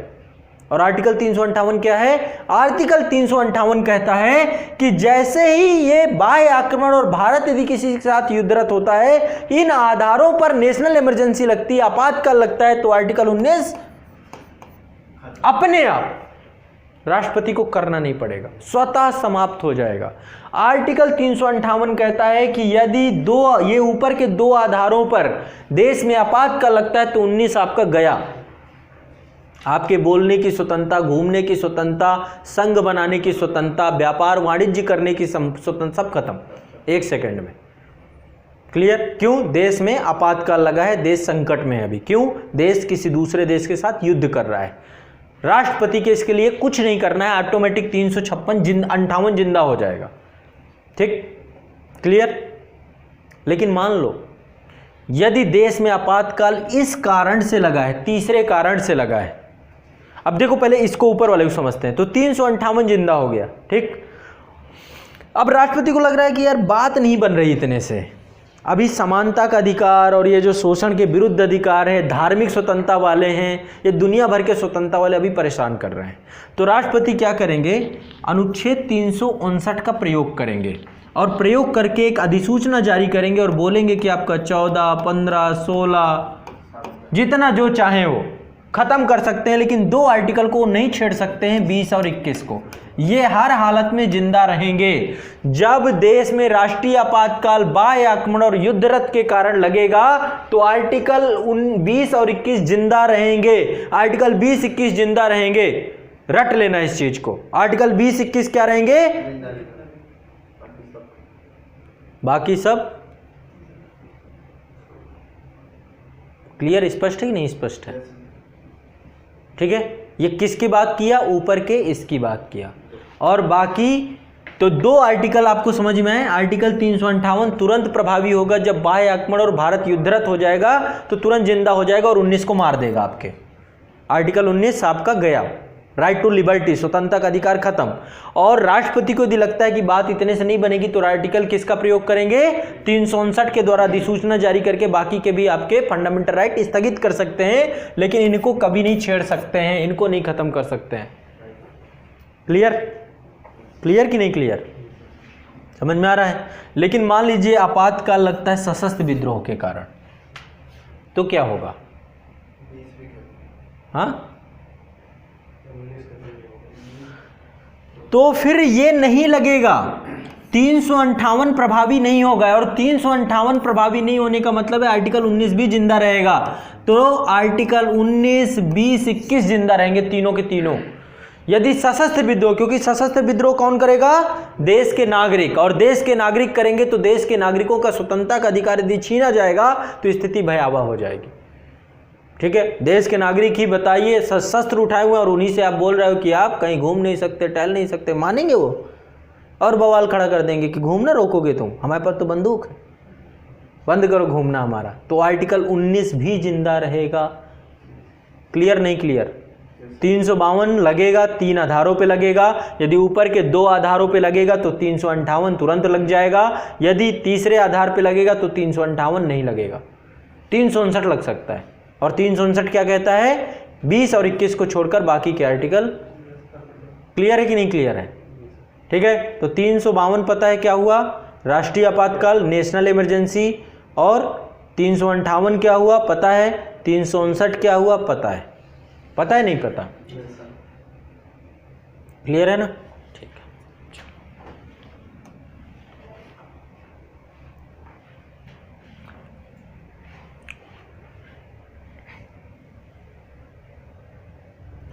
तो हमारी बात हो गई जर्मनी की। लाइव ऑफलाइन वालों समझ में आ रहा है ना? 359 बताएं। अभी देखिए 359 अभी नहीं समझ में आया। मैं अपना सर फोड़ूं कहीं पे कि आपको पकड़ूं मैं? बताइए किस तरीके से मैं चिल्लाऊं, ये बताइए। चिल्लाते चिल्लाते चिल्लाते बहुत डिमोटिवेशन हो जाता है कभी कभी इस चीज़ में कि भाई इतना बताने के बावजूद ही नहीं समझ। चलिए फिर से 359 कुछ नहीं है बेटा। 359 ये है कि राष्ट्रपति अधिसूचना के माध्यम से आर्टिकल 20-21 को छोड़ करके बाकी के किसी भी फंडामेंटल राइट को समाप्त कर सकते हैं। ये है 359। पता नहीं हो ये सकता है कि भाई जैसे क्लास चल रही है और क्लास के चलते समय कुछ और देख रहे हैं, इधर उधर मन हुआ किसी ने बुला ही लिया, या थोड़ा सा मन किया कि भाई वीडियो लेके चलते हैं, टहल टहल के पढ़ रहे हैं, हो सकता है किचन तक चाय वाय पीने का मन कर गया हो, पानी पीने का मन कर गया। ये होता है, आप लोग यही करते हो वीडियो के साथ। और जो पढ़ाया वो टॉपिक स्किप कर गया, कहाँ चला गया पूछ लेते हैं, क्या दिक्कत है? क्या करें विराज जी, ये बताइए। आप बहुत सिंसियर बच्चे हैं। चलो ठीक है, जो समझ में नहीं आया उसको वीडियो को रिपीट देखना है, यही तरीका ज़्यादा अच्छा है। ठीक है ठीक है ठीक है। चलिए अगला जर्मनी हो गया आपका। मौलिक अधिकारों का संबंध आपातकाल के समय मूल अधिकारों को स्थगन हो जाएगा। क्लियर हो गया। दक्षिण अफ्रीका क्या है ये? संविधान संशोधन की प्रक्रिया आर्टिकल 368 और राज्यसभा के सदस्यों का निर्वाचन कहाँ से होगा? एकल संक्रमणीय मत पद्धति कहाँ से होगा? राज्यों की विधानसभाओं से, वहां से चुन के आएंगे राज्यसभा। तो ये भी प्रक्रिया आपकी दक्षिण अफ्रीका से ली गई है। तो हो गए सारे। और भारत शासन अधिनियम तो हमारा जिंदाबाद था, जिंदाबाद है और जिंदाबाद रहेगा, क्योंकि हमारे देश का संविधान इसी के आधार पर बना हुआ है। आप जितनी भी चीज़ें देखेंगे सब यहाँ पे पहले से मौजूद थी, चाहे वो संघात्मक व्यवस्था रही हो, न्यायपालिका की शक्ति रही हो, लोक सेवा आयोग रहा हो, आपातकालीन प्रावधान भी थे इसमें, राज्यपाल का कार्यालय, राजनीति का आधारभूत ढांचा, प्रशासनिक विवरण, सब यहीं से, सब तो था ही पहले से। ठीक है, हाँ कुछ पूछना था? ठीक है, तो आर्टिकल 300 भारत शासन अधिनियम 1935 से तो सब लिया ही गया है। क्लियर हो गया आपका? एक क्वेश्चन आया था आईएएस में कि अनुदेश प्रपत्र कहाँ से लिया गया है, यानी कि नीति निर्देशक तत्व, तो भी आपके इसमें थे, अनुदेश प्रपत्र के तौर पे थे। वैसे तो लिए गए आयरलैंड से, लेकिन यदि आयरलैंड ऑप्शन में नहीं आए, भारत शासन अधिनियम आ जाए, तुरंत आंख बंद के मारना है। ठीक है, क्योंकि यहाँ से सब कुछ आपका लिया गया था। ठीक, और BN राव जो थे, BN राव संवैधानिक सलाहकार थे, और इनके द्वारा ही विश्व के जितने भी अन्य देशों के संविधान थे उसकी जानकारी लेने में सबसे बड़ा योगदान इन्हीं का था, इन्होंने ही काम किया था। ठीक है, अब थोड़ा सा मैं कुछ फैक्चुअल चीज़ें हैं जो आप लोगों से डिस्कस करूंगा। जब संविधान बना तो संविधान बनने के समय बहुत सारी समितियां बनाई गई। ठीक है, बहुत सारी समितियां बनाई गई। टोटल सदस्य कितने थे? 389, जिसमें से 200, मैंने कल काउंटिंग लिखवाई थी। ब्रिटिश प्रांतों से कितने थे? चीफ कमिश्नरी से कितने थे? देशी रियासतों से कितने थे? 73 थे, 93 थे, अब बताओ। और ब्रिटिश प्रांतों से? बहुत बढ़िया, 208 कहाँ से हो गए? दुखी कर देते हैं यार आप लोग, सच बता रहा हूँ, बहुत दुखी कर रहे हैं आप लोग मुझे। 389 तोड़िए 292 493। ये तो थी ब्रिटिश प्रांतों की संख्या, ये चीफ कमिश्नरी प्रांत, और ये देसी रियासत। चुनाव कितने में हुआ? 296 में। इन दोनों को जोड़ के चुनाव किया गया। चुनाव में कांग्रेस सबसे बड़ी पार्टी बनी भाई, दोनों में अंतर है। ये चुनाव का रिजल्ट है और ये सीटों का बंटवारा है कि ब्रिटिश प्रांतों को कितना मिला, देसी रियासतों को किसको की मिला, किसको कितना मिला, ये है। ठीक है, तो ये बहुत बेसिक सी चीज़ें हैं। आप लोग बताइए एक दिन में कैसे रिवीजन करते हैं। ठीक है, तो ये हो गई बेसिक सी बात। और प्रांतों को 4 जो मुख्य आयुक्त प्रांत थे, इसमें दिल्ली था आपका, कुर्ग था आपका, अजमेर मारवाड़ वाला हिस्सा अजमेर जो है, और बलूचिस्तान। राजस्थान लोक सेवा आयोग अजमेर में ही है, अजमेर शरीफ भी है, वहाँ पे निज़ामुद्दीन औलिया की दरगाह है। ठीक है, तो इसके बाद आपका प्रांतों को, नहीं निज़ामुद्दीन औलिया तो दिल्ली में है, वहाँ पे सलीम चिश्ती की दरगाह है। हाँ, निज़ामुद्दीन औलिया यहीं पे है आपके बगल में, निज़ामुद्दीन औलिया तो यहीं रहते थे। हाँ ठीक है, तो वहाँ पे शायद सलीम चिश्ती की दरगाह है। हाँ, कुर्ग प्रदेश आपका ये बलूचिस्तान वाला हिस्सा जो है, पंजाब से जुड़ा हुआ सटा हुआ हिस्सा जो था, कुर्ग प्रदेश था ये। ठीक है, तो आपका दिल्ली, कुर्ग, अजमेर और बलूचिस्तान, इतने जो आपके 4 मुख्य, नहीं कुर्ग वाला हिस्सा कर्नाटक से जुड़ा हुआ था। हाँ, साउथ का हिस्सा था कुर्ग प्रदेश। ठीक है, कर्नाटक, बलूचिस्तान अपना अलग था, उत्तर पश्चिमी सीमा प्रांत वाला हिस्सा। ठीक है, प्रांतों को 3 ग्रुपों में बांटा गया था। पहला हिंदू बहुल क्षेत्र, दूसरा मुस्लिम बहुल प्रांत। हिंदू बहुल प्रांत जो सेंटर का था, मुस्लिम वाला जो पश्चिम आप पाकिस्तान में, पूर्वी पाकिस्तान में, और ये आपका इधर वाला हिस्सा। इसके बाद आपका बंगाल और असम वाले क्षेत्र को एक ग्रुप में बना दिया गया था। तो ये पूरा एक तरीका था।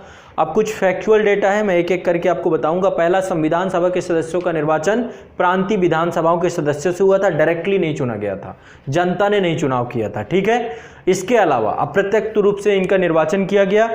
जबकि देसी रियासतों के प्रतिनिधियों को पहले क्या, देसी रियासतों को आपस में, देसी जो शासक थे, राजा थे, वहीं पे आपस में उनको चयन ऐसे नहीं हुआ था, विधानसभाओं से नहीं हुआ था। वहीं की जनसंख्या 10 लाख की जनसंख्या में एक प्रतिनिधि, ये आपस में पद्धति, परामर्श पद्धति के द्वारा इनको तय किया गया था। देसी रियासतों का कैसे चयन हुआ था? परामर्श पद्धति से।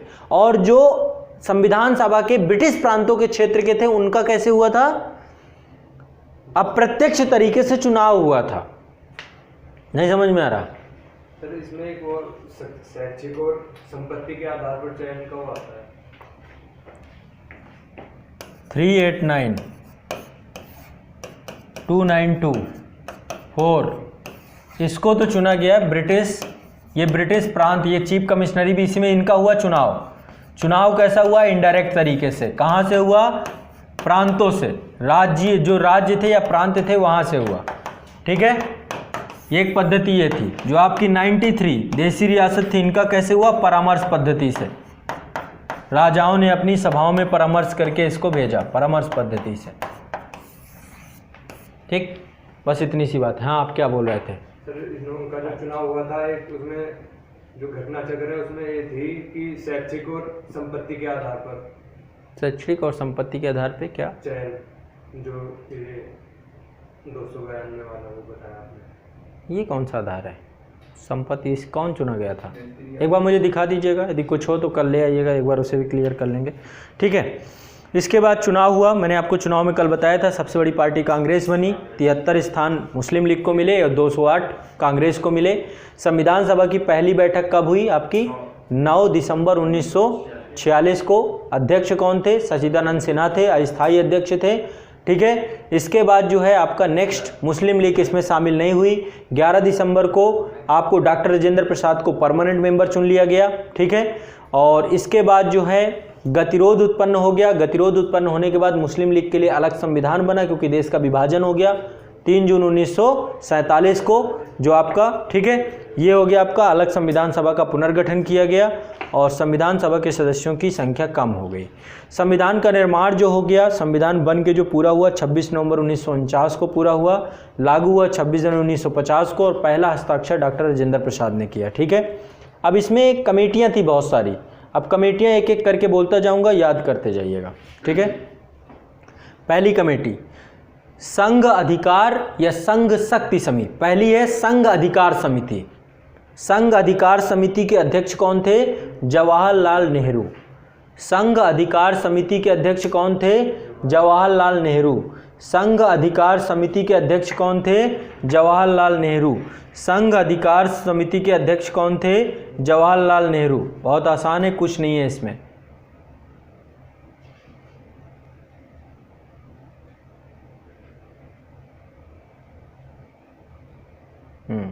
ये है संविधान सभा की समितियां। टोटल कितनी समितियां थी? यहां पे लिखा हुआ है टोटल 22 समितियां थी। टोटल समितियों की संख्या कितनी थी? 22। ठीक, 22 समितियों में से 10 जो थी वो कार्यावधिक मामलों से जुड़ी हुई थी, कार्य करवाने से जुड़े हुए, जैसे कि परिचालन समिति, नियम निर्माण समिति, सदन समिति, उर्दू अनुवाद समिति, हिंदी अनुवाद समिति। ठीक है, स्वतंत्रता, भारतीय स्वतंत्रता अधीनता समिति 1947, कार्य संचालन समिति। ये 10 समितियां आपकी कार्यावधिक मामलों से जुड़ी हुई थी। 12 समितियां, ये ज़्यादा इंपॉर्टेंट हैं, जो संविधान के तत्व हैं उनसे जुड़ी हुई समितियां। तो 12 तात्विक समितियां थी। टोटल समितियों की संख्या कितनी थी? 22, जिसमें 10 कार्याधिक मामलों से थी और 12 तात्विक मामलों से जुड़ी हुई समितियां थी। 12 तात्विक मामलों से जुड़ी हुई समितियां थी। अब एक एक करके देख लेते हैं। सबसे पहली समिति है आपकी संघ अधिकार समिति, जवाहरलाल नेहरू। संघ शक्ति समिति, जवाहरलाल नेहरू। 2 समितियां हैं, संघ अधिकार समिति, संघ के क्या अधिकार होंगे, संघ की क्या शक्ति होगी, इसके अध्यक्ष कौन थे? जवाहरलाल नेहरू। इसके बाद है संघ संविधान समिति, क्योंकि संघ का ही संविधान बन रहा था, तो इसके भी अध्यक्ष कौन थे? जवाहरलाल नेहरू। जितने में संघ लगा हुआ है इस पे पंडित नेहरू हैं। राज्य समिति, राज्य समिति के भी थे आपके जवाहरलाल नेहरू, लेकिन प्रांतीय संविधान, संघ संविधान समिति के कौन थे? जवाहरलाल नेहरू। प्रांतीय संविधान समिति के कौन थे? वल्लभ भाई पटेल। ठीक है, प्रांतीय संविधान समिति के कौन थे? वल्लभ भाई पटेल। इसके बाद आपका उद्देश्य प्रस्ताव की समिति थी। उद्देश्य प्रस्ताव, ऑब्जेक्टिव प्रपोजल किसने डाले थे संविधान सभा में? जवाहरलाल नेहरू, वही अध्यक्ष थे। जवाहरलाल नेहरू ही उद्देश्य प्रस्ताव समिति के थे। नियम समिति, नियम समिति चूंकि अध्यक्ष जो होता है वही नियम बनाता है, तो डॉक्टर राजेंद्र प्रसाद नियम समिति के अध्यक्ष थे। इसके बाद संचालन समिति, संचालन समिति चूंकि अध्यक्ष ही संचालन करता है तो कौन होगा? राजेंद्र प्रसाद। नियम समिति राजेंद्र प्रसाद और संचालन समिति राजेंद्र प्रसाद। परामर्शदात्री समिति, परामर्श देना, परामर्शदात्री समिति में सरदार वल्लभ भाई पटेल थे। कौन था? सरदार वल्लभ भाई पटेल। प्रांतीय संविधान समिति, अभी बताया मैंने, सरदार वल्लभ भाई पटेल। परामर्शदात्री समिति सरदार वल्लभ भाई पटेल। प्रांतीय संविधान समिति सरदार वल्लभ भाई पटेल। मूल अधिकार समिति सरदार वल्लभ भाई पटेल। मूल अधिकार समिति सरदार वल्लभ भाई पटेल। मूल अधिकार समिति सरदार वल्लभ भाई पटेल। अल्पसंख्यक मामलों की समिति सरदार वल्लभ भाई पटेल। अल्पसंख्यक मामलों की समिति सरदार वल्लभ भाई पटेल। कितनी हो गई? परामर्शदात्री समिति, प्रांतीय संविधान समिति, मूल अधिकार समिति, अल्पसंख्यक मामलों समिति, कितने हो गए? ये पटेल साहब, सरदार वल्लभ भाई पटेल। ठीक है, क्लियर। इसके बाद संवैधानिक सलाह समिति, संवैधानिक सलाहकार कौन थे? वही होंगे इसके अध्यक्ष, संवैधानिक सलाह समिति के। ठीक है, इसके बाद नीति निर्देशक तत्व समिति, नीति निर्देशक तत्वों से जुड़ी हुई समिति कौन होगी?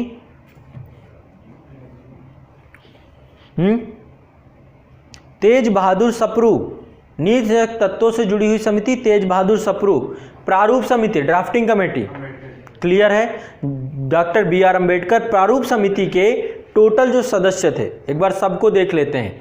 टोटल 7 लोग थे, जिनमें से एक अध्यक्ष BR अम्बेडकर थे। 6 सदस्यों को आपको नाम सुनना है। पहले हैं अल्लादी कृष्णा स्वामी अय्यर, अय्यर थे पहले, अय्यर। दूसरे हैं N गोपाल स्वामी आयंगर। तो अय्यर और आयंगर 2 तो ये पकड़ लेने हैं, ठीक, दोनों साउथ से हैं। अल्लादी कृष्णा स्वामी अय्यर, N गोपाल स्वामी आयंगर, ठीक। एक पर्सन थे DP खेतान, लेकिन DP खेतान निपट गए। कब निपट गए? 1948 में। तो कौन बना उनकी जगह? TT Krishnamachari, TT Krishnamachari. तो DP की जगह TT आया, ठीक, DP TT दोनों में रिप्लेसमेंट हुआ। इसके बाद KM मुंशी साहब, कन्हैया लाल मणिक लाल मुंशी, KM मुंशी, ठीक है, ये भी इसके सदस्य थे। एन माधव राव की जगह पे आए थे बीएल मित्र। कौन आए थे? बीएल मित्र। एन माधव राव के स्थान पे कौन आया? बीएल मित्र। और अंतिम है सैयद मोहम्मद सादुल्ला। 6 लोगों के नाम ध्यान रख सकिए। 7 पहले तो बी आर अम्बेडकर हैं, इसके बाद अय्यर अल्लादी कृष्णा स्वामी अय्यर, फिर एन गोपाल स्वामी अयंगर, इसके बाद डीपी खेतान की जगह पे टीटी कृष्णामाचारी आ गए, इसके बाद कन्हैयालाल मणिकलाल मुंशी आए, इसके बाद एन माधव राव आए, इसके बाद सैयद मोहम्मद सादुल्ला आए। क्लियर कि नहीं क्लियर? समझदारी? ठीक है, ठीक। 6 के 6 हो गए, ये गड़बड़ तो नहीं होंगे। डीपी की जगह कौन आया? ठीक, टीटी याद कर लो, यही ज़्यादा अच्छा, यही काम आएगा। ठीक है, और एन माधव राव की जगह बीएल मित्र आए। ठीक है, तो ये आपके बेसिक चीज़ें हो गई। झंडा समिति के कौन थे? झंडा समिति जेबी कृपलानी, झंडा समिति जेबी कृपलानी, झंडा समिति जेबी कृपलानी, झंडा समिति जेबी कृपलानी। ठीक है, ठीक है। एक तदर्थ समिति थी जेबी कृपलानी के नाम से, जे तदर्थ मतलब अस्थायी, कुछ समय के लिए। ठीक है, तो ये हो गई आपके टोटल कितनी हो गई? सारी समितियां हो गई। ठीक, 15 अगस्त 1947 को डे ऑफ डेस्टिनी का दिन बोलते हैं। मैं इसको एक बार आपको दिखाना चाहता हूँ। एक भाषण हुआ था, ऐतिहासिक भाषण हुआ था हमारे संविधान सभा में। इस भाषण को आपको सुनना चाहिए। आप लोगों ने पता नहीं सुना है कि नहीं, इसे नियत दिन भी बोलते हैं। इसको हम नियत दिन के तौर पे भी जानते हैं। ये है आपका वो भाषण। ये जिस दिन देश आज़ाद हुआ था, ऐतिहासिक भाषण हुआ था पंडित नेहरू का।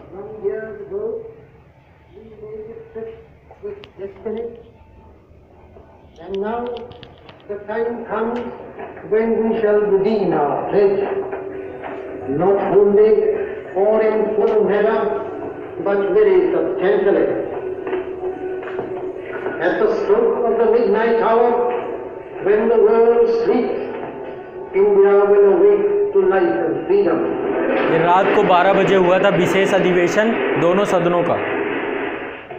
A moment comes which comes but rarely in history, when we step out. ठीक है, रात को झंडारोहण भी हुआ था। ये 15 अगस्त या 14 अगस्त को कह सकते हैं, 14 या 15 के रात को है। 15 चालू हो गया था, 15 शुरू हो गया था, तो 15 अगस्त के दिन, उसी दिन रात में भाषण हुआ था। ठीक है, तो इसको नियत दिन के नाम से भी जानते हैं। 15 अगस्त को डे ऑफ डेस्टिनी भी बोलते हैं। Day of destiny, day of destiny, day of destiny. ठीक है, नियत दिन के तौर पे भी इसको जाना जाता है। इसके बाद संविधान को 26 नवंबर 1949 को बनाया गया, लागू पूर्ण रूप से 26 जनवरी के दिन हुआ। ठीक है, इसके बाद आपको एक आर्टिकल और याद मैंने कराया था, 394A। ठीक है, देखो खोलो 394A। आर्टिकल 394A में लिखा हुआ है कि कौन कौन से अनुच्छेद जो हैं वो 26 नवंबर 1949 को लागू हो जाएंगे और कौन कौन से अनुच्छेद हैं जो 26 जनवरी को लागू होंगे। ठीक है, तो बहुत सारे आर्टिकल हैं जो आपके लिखा हुआ है। 394A भी आपको याद रखना चाहिए। ये आर्टिकल लिखे हुए हैं कि कौन कब लागू होंगे। ठीक है, इसके बाद आपको 26 जनवरी 1930 को प्रथम स्वतंत्रता दिवस मनाया गया था, उसी के उपलक्ष्य में इस डेट को रखा गया। मूल संविधान में आपके 22 भाग थे, 8 अनुसूचियाँ थी।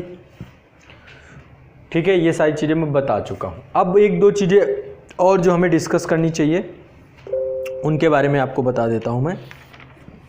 पहली चीज़, कांग्रेस संविधान सभा के जो महिला सदस्य थे, महिला सदस्य में कौन कौन था, एक बार इनको डिस्कस कर लेते हैं।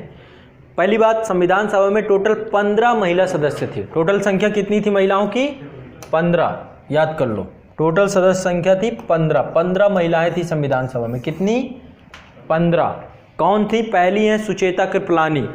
सुचेता कृपलानी जो थी ये 1942 में भारत छोड़ो आंदोलन में इनकी प्रमुख भूमिका रही है और कृपलानी ने 1940 में कांग्रेस पार्टी की महिला विंग की स्थापना इन्होंने की है। कांग्रेस पार्टी की महिला विंग की स्थापना सुचेता कृपलानी ने 1940 में की थी और भारत में पहली मुख्यमंत्री किस राज्य की बनी है? उत्तर प्रदेश की पहली महिला मुख्यमंत्री बनी है। तो सुचेता कृपलानी भारत की संविधान सभा की सदस्य भी थी। ठीक, पहली महिला ये हो गई। दूसरी महिला, 1 दिसंबर 1974 को इनकी मृत्यु हो गई। दूसरी महिला है दक्षिणानी बेला युद्ध। ये नाम आप लोगों ने शायद ना सुना हो, ये इंपॉर्टेंट है, ये पूछा भी सकता है। दक्षिणानी बेला युद्ध, नाम में भी बेला भी है और युद्ध भी है, समझिए। जिसके साथ इनका विवाह हुआ होगा उसकी क्या हालत रही होगा, कभी सोचता भी नहीं रहा होगा। ठीक है, मजाक की बात है। तो ये कोचीन विधान परिषद में इनको मनोनीत किया गया था। कोचीन विधान परिषद थी यानी केरला की थी ये पहली चीज़। ठीक है, और 1946 में संविधान सभा के लिए ये एकमात्र पहली दलित महिला थी।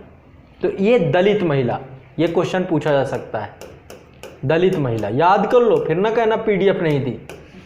यहाँ पीडीएफ नहीं है, मैं ऐसे लिख रहा हूँ।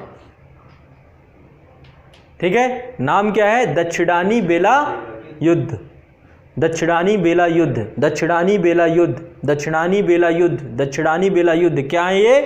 पहली एकमात्र दलित महिला है जो संविधान सभा के लिए चुनी गई, कोचीन विधान परिषद में मनोनीत थी। ठीक है, अगला है बेगम एजाज रसूल। अगली महिला है बेगम एजाज रसूल। तो ये संविधान सभा में एकमात्र मुस्लिम महिला सदस्य थी। ये भी पूछा जा सकता है, पूछा जा सकता, नहीं पूछा जा सकता। तो एकमात्र महिला मुस्लिम सदस्य थी बेगम एजाज रसूल। 1950 में भारत में मुस्लिम लीग भंग होने के बाद ये कांग्रेस में शामिल हो गई। जब मुस्लिम लीग यहाँ से निकल गई तो मुस्लिम लीग को 1950 में भंग ही कर दिया गया, क्योंकि देश को इसने विभाजित कर दिया, तो भारत में मुस्लिम लीग हटा दी गई। ठीक है, और वर्ष 2000 में सामाजिक कार्य के योगदान के लिए इन्हें पद्म भूषण पुरस्कार भी मिला था बेगम एजाज रसूल को। ये 2001 में इनका देवासान हुआ था, मतलब काफ़ी लंबा चली। ठीक है, देखा जाए टोटल ये 92 साल की उम्र हो गई थी इनकी। 1909 के आसपास इनका जन्म था। इसके बाद अगली महिला है कमला चौधरी। कमला चौधरी, यहाँ पे मैं बातें इसलिए बता रहा हूँ क्योंकि हैं 15 ही है और इनके कुछ विशेष चीज़ों से ही पूछ सकता है, इसलिए मैं यहाँ पे कुछ चीज़ें बताता भी जा रहा हूँ आप लोगों को। ठीक है, कमला चौधरी के बारे में पहली चीज़ है 1930 में गांधी जी के द्वारा जो सविनय अवज्ञा आंदोलन प्रारंभ किया गया उसमें इन्होंने सक्रियता के साथ हिस्सा लिया, और जो 54वां अखिल भारतीय कांग्रेस कमेटी का अधिवेशन हुआ था उसकी ये उपाध्यक्षा भी रही हैं। और स्वतंत्रता आंदोलन के दौरान कई कहानी संग्रह इनके प्रकाशित हुए हैं। तो ये एक कहानीकार थी।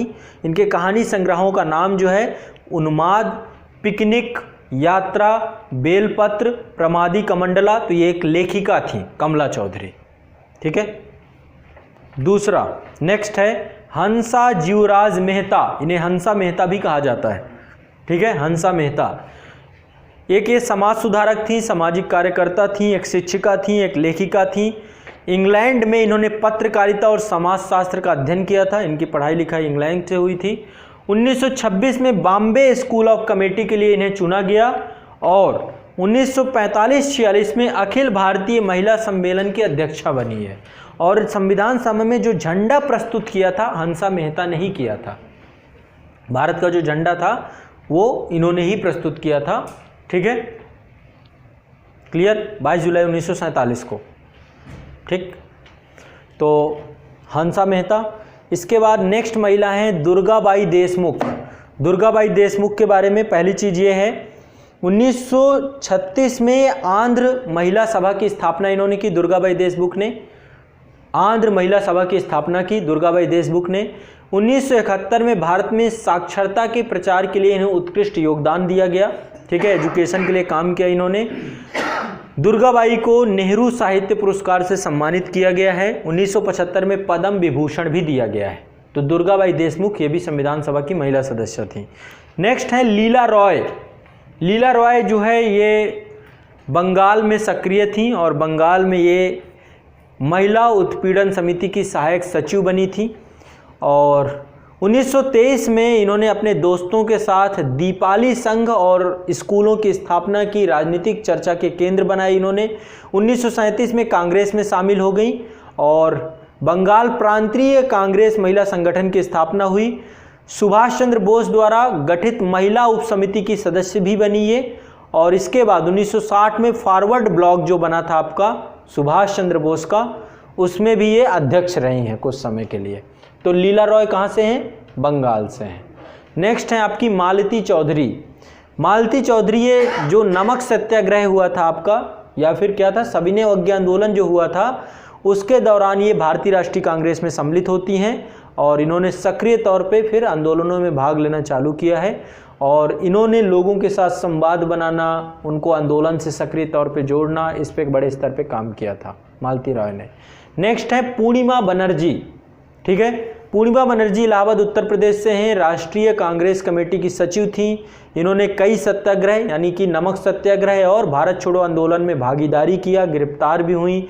इन्होंने कई सारे ट्रेड यूनियन, किसान मीटिंग और ग्रामीण जुड़ाव की दिशा में काम किया इन्होंने। ठीक है, इसके बाद राजकुमारी अमृत कौर के बारे में आपने नाम सुना होगा। अमृत कौर जो थी पंजाब में कपूरथला में, इनके पिता का नाम था हरनाम सिंह की बेटी थी ये। ठीक है, कपूरथला के महाराजा जो थे हरनाम सिंह, उनकी बेटी थी राजकुमारी, इसीलिए इनके नाम के आगे लगाया गया। ठीक है, और इंग्लैंड के डोरसेट में इन्होंने वहाँ से पढ़ाई की और इसके बाद जो है यहाँ पर भारत में उन्होंने tuberculosis association of India, central leprosy research institute आदि की स्थापना इन्होंने की।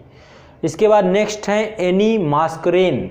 ये भी संविधान सभा की कुछ नाम आपने पहली बार सुने होंगे। एनी मास्करेन ये त्रावणकोर राज्य से कांग्रेस में सम्मिलित थी और त्रावणकोर राज्य कांग्रेस कार्यकारिणी का हिस्सा बनने वाली पहली महिला सदस्य के तौर पे भी इन्हें जाना जाता है। आम चुनाव में 1951 में पहली बार लोकसभा के लिए भी चुनी गई। यह केरल की पहली महिला सांसद भी थी। ठीक है, नाम क्या था, एनी मास्करेन। एनी मास्करेन आपकी ये भी हैं। सरोजनी नायडू के बारे में आप सब जानते हैं, हैदराबाद में इनका जन्म हुआ था, लखनऊ में मृत्यु हुई थी। राष्ट्रीय 1925 में भारतीय राष्ट्रीय कांग्रेस की पहली महिला अध्यक्षा बनी है। भारतीय महिला, पहली तो एनी बेसेंट थी लेकिन एनी बेसेंट भारतीय नहीं थी, भारतीय पहली महिला अध्यक्षा यही थी। ठीक है, सरोजनी नायडू 1925 में बनी और उत्तर प्रदेश राज्य की पहली राज्यपाल भी यही हैं। ठीक है, सरोजनी नायडू, और इन्हें नाइटिंगेल ऑफ इंडिया भी कहा जाता है। ठीक, इसके बाद इनके कई सारे ये लेखिका भी थी, बहुत सारे इन्होंने लेख लिखे हैं सरोजनी नायडू ने और इनके कई सारे कविता संग्रह ये सारे जो है साथ ही। नेक्स्ट है आपकी अम्मू स्वामीनाथन। अम्मू स्वामीनाथन जो थी मद्रास निर्वाचन क्षेत्र से संविधान सभा का हिस्सा बनी थी। 24 नवंबर 1949 को संविधान के मसौदे को पारित करने के लिए B.R. अम्बेडकर ने एक चर्चा के दौरान भाषण में अम्मू को कहा था कि बाहर के लोग कह रहे हैं कि भारत ने अपनी महिलाओं को बराबर का अधिकार नहीं दिया है। तो फिर इन्होंने पूरा बताया था, मतलब इन्होंने जब B.R. अम्बेडकर ने चर्चा की थी कि विदेशी लोग ये बोल रहे हैं कि भारत में महिलाएं नहीं है संविधान सभा में, तो फिर इनका एक बहुत फेमस भाषण था जो संविधान सभा में इन्होंने दिया था और बताया था कि महिलाओं का हमारे यहाँ पे किस तरीके के अधिकार दिए गए हैं। ठीक है, अम्मू स्वामीनाथन ने। ठीक है, हमारे यहाँ पे मतलब संविधान निर्माण में महिलाएं भी बराबर का योगदान था। इसके बाद विजय लक्ष्मी पंडित, आपको पता होगा ये कौन थी, बहन थी, सिस्टर थी। तो पहले प्रधानमंत्री नेहरू की बहन थी विजय लक्ष्मी पंडित। 1936 में ये संयुक्त प्रांत की असेंबली के लिए चुनी गई। संयुक्त प्रांत में उत्तर प्रदेश में चुनाव हुआ, उसमें चुनी गई थी ये, और ये पहले हेल्थ मिनिस्ट्री में थी, स्वास्थ्य मंत्रालय इन्हें उत्तर प्रदेश में मिला गया था। भारत की पहली भारतीय महिला कैबिनेट मंत्री भी थी ये। ठीक है, भारत की पहली महिला कैबिनेट मंत्री विजय लक्ष्मी पंडित थी और संयुक्त राष्ट्र संघ में भारत की पहली जो राजदूत हैं वो भी विजय लक्ष्मी पंडित ही हैं, यूनाइटेड नेशन में महिला के तौर पे। तो ये दो चीज़ें आप इनके बारे में याद रखिएगा। और नेक्स्ट है आपकी रेणुका रे। तो रेणुका रे जो हैं आपकी, ये इन्होंने एक दस्तावेज प्रस्तुत किया था, भारत में महिलाओं की कानूनी विकलांगता नामक एक दस्तावेज इन्होंने प्रस्तुत किया था और इन्होंने लंदन स्कूल ऑफ इकोनॉमिक्स से BA की पढ़ाई की थी और इन्होंने व्यक्तिगत कानून कोड का तर्क दिया था। भारत में महिलाओं की स्थिति दुनिया में अन्यायपूर्ण है, इन सब विधियों के बारे में चर्चा की थी।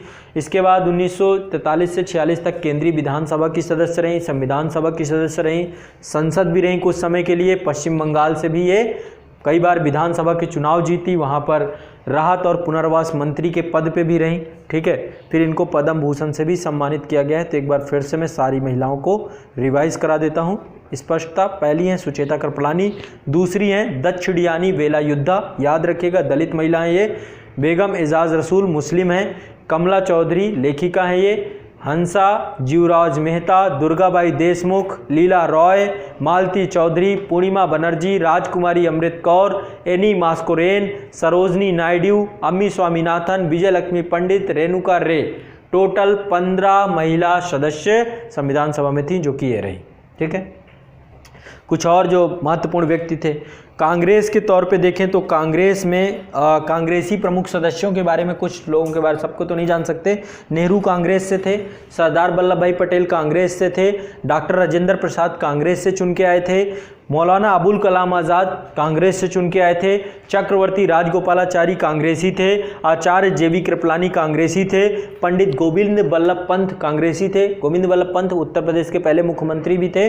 राजर्षि पुरुषोत्तम दास टंडन कांग्रेस से थे, बाल गोविंद खरे कांग्रेस से थे, के.एम. मुंशी कांग्रेस से थे, टी.टी. कृष्णमाचारी भी कांग्रेसी थे। ठीक है, इसके बाद आपका गैर कांग्रेसी कौन कौन थे? जो गैर कांग्रेसी और फेमस लोग थे, जैसे कि डॉक्टर सर्वपल्ली राधाकृष्णन, ये गैर कांग्रेस से चुने हुए नहीं थे। डॉक्टर श्यामा प्रसाद मुखर्जी जनसंघ से थे, डॉक्टर श्यामा प्रसाद मुखर्जी। एन गोपाल स्वामी अयंगर जो प्रारूप समिति में थे। इसके बाद के.टी. शाह, इसके बाद डॉक्टर बी.आर. अम्बेडकर, ये भी कांग्रेसी नहीं थे। इसके बाद डॉक्टर जयकर। ठीक है, तो ये सारे लोग कहाँ से थे? गैर कांग्रेसी थे। महिला सदस्यों में प्रमुख में सरोजनी नायडू आप जानते हैं, हंसा मेहता जानते हैं, दुर्गाबाई देशमुख, ये सारे हो गए। सदस्यता अस्वीकार करने वाले व्यक्ति जयप्रकाश नारायण को भी संविधान सभा की सदस्यता दी गई थी, लेकिन जेपी ने मना कर दिया था। तेज बहादुर सप्रू कुछ समय तक रहे, लेकिन बाद में उन्होंने स्वास्थ्य कारणों से इस्तीफा दे दिया था। ठीक है, तो जेपी भी नहीं रहे संविधान सभा में। महात्मा गांधी तो सम्मिलित हुए ही नहीं थे, उनको ऑफर भी नहीं किया गया था और सम्मिलित भी नहीं हुए। ठीक है, तो भारत की जो संविधान सभा थी एक प्रभुत्व संपन्न संस्था थी। पहले कैबिनेट मिशन योजना के साथ काम करती रही। जब भारत आज़ाद हुआ तो एक संप्रभु संस्था बन गई है आज़ादी के बाद, और इसके बाद ये जैसे ही कुछ समय के लिए अस्थायी संसद के तौर पे काम करती रही है। ठीक है, और जब देश का चुनाव हुआ उसके बाद ये संप्रभु, पूर्ण संप्रभु बन जाती है। तो 3-4, एक तो संविधान का निर्माण करना भी था, ये एक पार्लियामेंट के तौर पे भी काम कर रही थी ये, और ये देश में संप्रभु संस्था के तौर पे भी काम रही थी। तो संविधान सभा ने लगभग सभी संप्रदायों का, यहाँ पर सभी संप्रदाय के लोग भी थे, हर धर्म के लोग, हर जनजाति के लोग, महिला वर्ग, सारे वर्ग के लोग इसमें प्रतिनिधित्व करते हैं संविधान सभा में। ठीक है, ये भारत के संविधान के बारे में कुछ विशेष बातें हैं जो आपको जाननी चाहिए थी, जो मैंने आपको बता दिया। ठीक है, ये फैक्चुअल डेटा था, आज काफ़ी चीज़ें आप लोगों ने ये जान ली। अब हम प्रवेश करने जा रहे हैं भारतीय संविधान की प्रस्तावना की तरफ। ठीक है, भारतीय संविधान की विशेषताओं की बात करें कि इंडियन कॉन्स्टिट्यूशन की क्या विशेषताएं हैं, तो क्या क्या विशेषताएं कह सकते हैं आप? क्या क्या विशेषताएं हैं? विश्व का सबसे बड़ा संविधान है, सबसे लिखित संविधान है, सबसे बड़ा संविधान है। इसके अलावा इसमें सब बड़े संविधान का कारण यही है कि राज्यों का अपना अलग संविधान नहीं है, सब इसी में जोड़ दिया गया है। इसके बाद जो है ये कठोर भी है और नम्य भी है, कठोर और अनम्य है। संसदीय शासन प्रणाली है, मौलिक अधिकार है, डीपीएसपी है, धर्मनिरपेक्षता है, दुनियादारी, सब जो भी लिखना हो लिख दो, सब विशेषताएं ही हैं इसमें। ठीक है, ये बहुत बेसिक चीज़ है, यहाँ पे कोई ज़रूरत नहीं है कि मैं चर्चा करूँ। इसके साथ आपका टॉपिक पूरा ख़त्म होता है। आज प्रस्तावना पहले याद करा देता हूँ, कल रट के आना, कल प्रस्तावना सुनूंगा। ठीक है, चलो आज के सेशन में प्रस्तावना की झलक देखते हैं और इसके बाद फिर हम चीज़ों में आगे बढ़ेंगे। अभी तक समझ में आया कि नहीं? आ रहा है ना?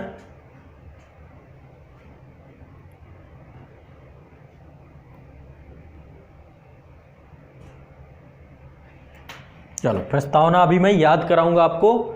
जैसे ही याद करा दूं, कल फिर पूरी तरीके से याद करके आना है। यह है भारत के संविधान के उद्देश्य का, इसकी पीडीएफ ना मांगने लग जाना। ठीक है, क्योंकि भरोसा नहीं मुझे आप लोगों का। यह है उद्देश्य का।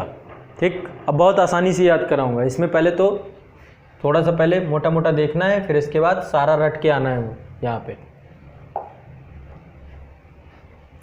एक तो याद कर लेना है 352, यहाँ पे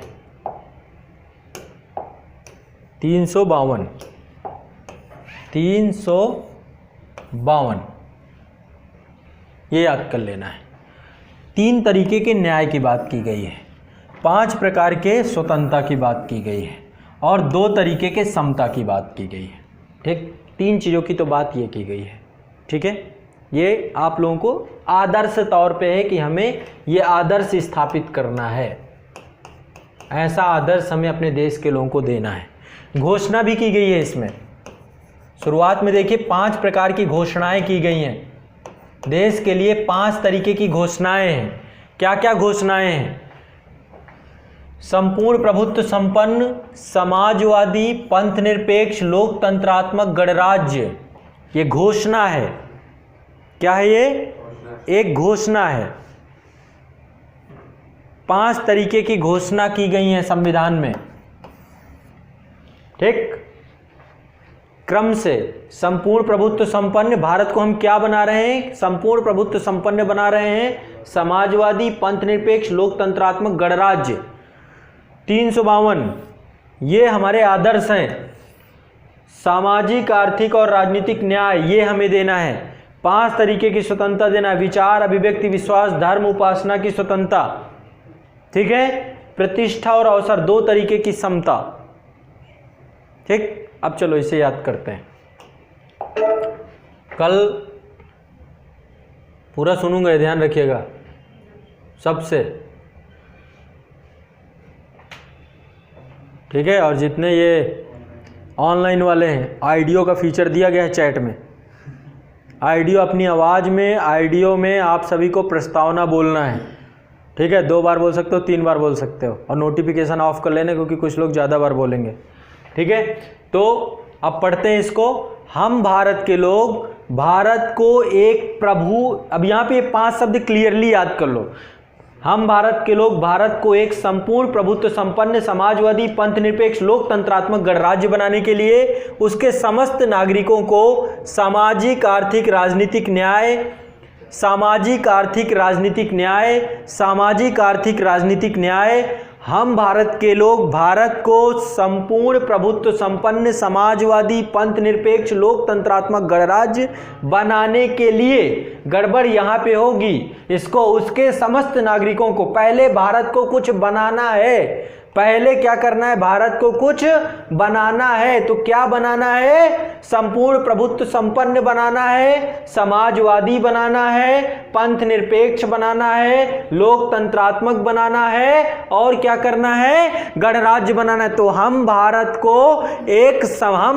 के लोग भारत को एक संपूर्ण प्रभुत्व संपन्न, समाजवादी, पंथ निरपेक्ष, लोकतंत्रात्मक गणराज्य बनाने के लिए पहले बनाना है, फिर उसके नागरिकों को कुछ देना है। तो क्या देना है?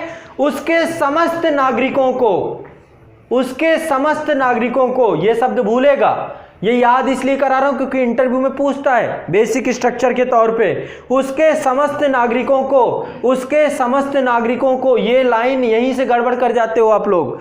उसके समस्त नागरिकों को सामाजिक, आर्थिक, राजनीतिक न्याय, सामाजिक, आर्थिक, राजनीतिक न्याय, विचार, अभिव्यक्ति, विश्वास, धर्म एवं उपासना की स्वतंत्रता, विचार, अभिव्यक्ति, विश्वास, धर्म, उपासना की स्वतंत्रता, विचार, अभिव्यक्ति, विश्वास, धर्म और उपासना की स्वतंत्रता, विचार, अभिव्यक्ति, विश्वास, धर्म और उपासना की स्वतंत्रता, प्रतिष्ठा और अवसर की समता प्राप्त कराने के लिए तथा उन सब में व्यक्ति की गरिमा, राष्ट्र की एकता और अखंडता। ठीक है, 3 शब्द हैं। व्यक्ति में क्या देना है? व्यक्ति को कुछ सुनिश्चित कराना है। ये तो देने की चीज है, इतनी चीजें। ये था बनाना, पहले शब्द आता है बनाना। क्या बनाना है? भारत को संपूर्ण प्रभुत्व संपन्न बनाना है, समाजवादी बनाना है और पंथ निरपेक्ष, लोकतंत्रात्मक गणराज्य बनाना है। ये बनाना है। उसके नागरिकों को क्या देना है? सामाजिक, आर्थिक, राजनीतिक न्याय देना है। उनको स्वतंत्रता देनी है, विचार, अभिव्यक्ति, विश्वास, धर्म, उपासना की स्वतंत्रता देनी है। उन्हें प्रतिष्ठा और अवसर की समता प्राप्त कराने के लिए कुछ प्राप्त कराना है, उसके नागरिकों को कुछ देना है। ठीक है, तो पहला है बनाना, दूसरा है प्राप्त कराना और फिर इसके बाद सुनिश्चित कराना। क्या सुनिश्चित कराना है? व्यक्ति में व्यक्ति की गरिमा, राष्ट्र की एकता और अखंडता सुनिश्चित कराने वाली बंधुता बढ़ाने के लिए, बंधुता बढ़ाने के लिए दृढ़ संकल्प होकर अपनी संविधान सभा में आज तारीख 26 नवंबर 1949 को एतत् द्वारा इस संविधान को अंगीकृत, अधिनियमित और आत्मार्पित करते हैं। हम भारत के लोग भारत को एक संपूर्ण प्रभुत्व संपन्न समाजवादी पंथ निरपेक्ष लोकतंत्रात्मक गणराज्य बनाने के लिए तथा उसके समस्त नागरिकों को सामाजिक, आर्थिक, राजनीतिक न्याय, विचार, अभिव्यक्ति, विश्वास, धर्म और उपासना की स्वतंत्रता, प्रतिष्ठा और अवसर की समता प्राप्त कराने के लिए तथा उस सब में व्यक्ति की गरिमा, राष्ट्र की एकता और अखंडता सुनिश्चित कराने वाली बंधुता बढ़ाने के लिए आज दृढ़ संकल्प होकर अपनी संविधान सभा में 26 नवंबर 1949 को एतत् द्वारा संविधान को अंगीकृत, अधिनियमित, आत्मार्पित करते हैं। हम भारत के लोग भारत को एक संपूर्ण प्रभुत्व संपन्न समाजवादी पंथ निरपेक्ष लोकतंत्रात्मक गणराज्य बनाने के लिए तथा उसके समस्त नागरिकों को सामाजिक, आर्थिक, राजनीतिक न्याय, विचार, अभिव्यक्ति, धर्म, उपासना की स्वतंत्रता, प्रतिष्ठा, अवसर की समता प्राप्त कराने के लिए तथा उन सब में व्यक्ति की गरिमा, राष्ट्र की एकता और अखंडता सुनिश्चित कराने वाली बंधुता बढ़ाने के लिए दृढ़ संकल्प होकर अपनी इस संविधान सभा में आज तारीख 26 नवंबर 1949 को एतत् द्वारा इस संविधान को अंगीकृत, अधिनियमित, आत्मार्पित करते हैं। खत्म बात। ये रट जाना चाहिए बिल्कुल दिमाग में, ठीक है। डेली सुबह उठते ही पढ़ना है 5 दिन डेली डोज में लेना है, पढ़ते उठते समय और रात को सोते समय। 5 दिन बाद 6वें दिन याद करने की जरूरत नहीं है। पिताजी बोलेंगे कैसे हो, बोलोगे हम भारत के लोग भारत को एक संपूर्ण प्रभुत्व, 4 थप्पड़ मारेंगे। क्या कर, पागल हो गया क्या तू? ठीक है, तो ये हो गई हमारी प्रस्तावना। कल रट जाना चाहिए, कल इसको डिटेल से करेंगे। इसको बारे में जितनी भी चीज़ें होंगी एक एक टर्म्स को मैं एलेबरेट करूँगा। इसका मतलब क्या है, क्या क्या निहित भाव हैं, ये सब जितने टर्म्स हैं इन सब को हम लोग समझेंगे। समझ में आ रहा है? चीज़ें याद हो रही हैं? हाँ बोलना, ये मत कहना सर भूल रहा है। याद हो रहा है, सब याद हो गया, जो भी पढ़ा वो हमें याद हो रहा है। ठीक है, ये अपने आप को भरोसा देना है कि हाँ मेरे अंदर है क्षमता, मैं याद कर पा रहा हूँ। ठीक है, पेन उठाया भी नहीं फिर भी याद हो रहा है, याद हो रहा है हर चीज़।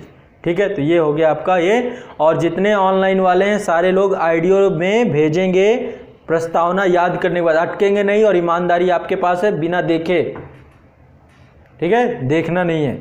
ईमानदारी बहुत ज़रूरी है इस चीज़ में।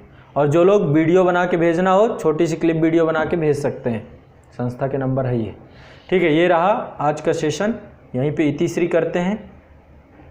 ठीक, क्लियरली चीज़ें आपको समझ में आ रही होंगी। ठीक।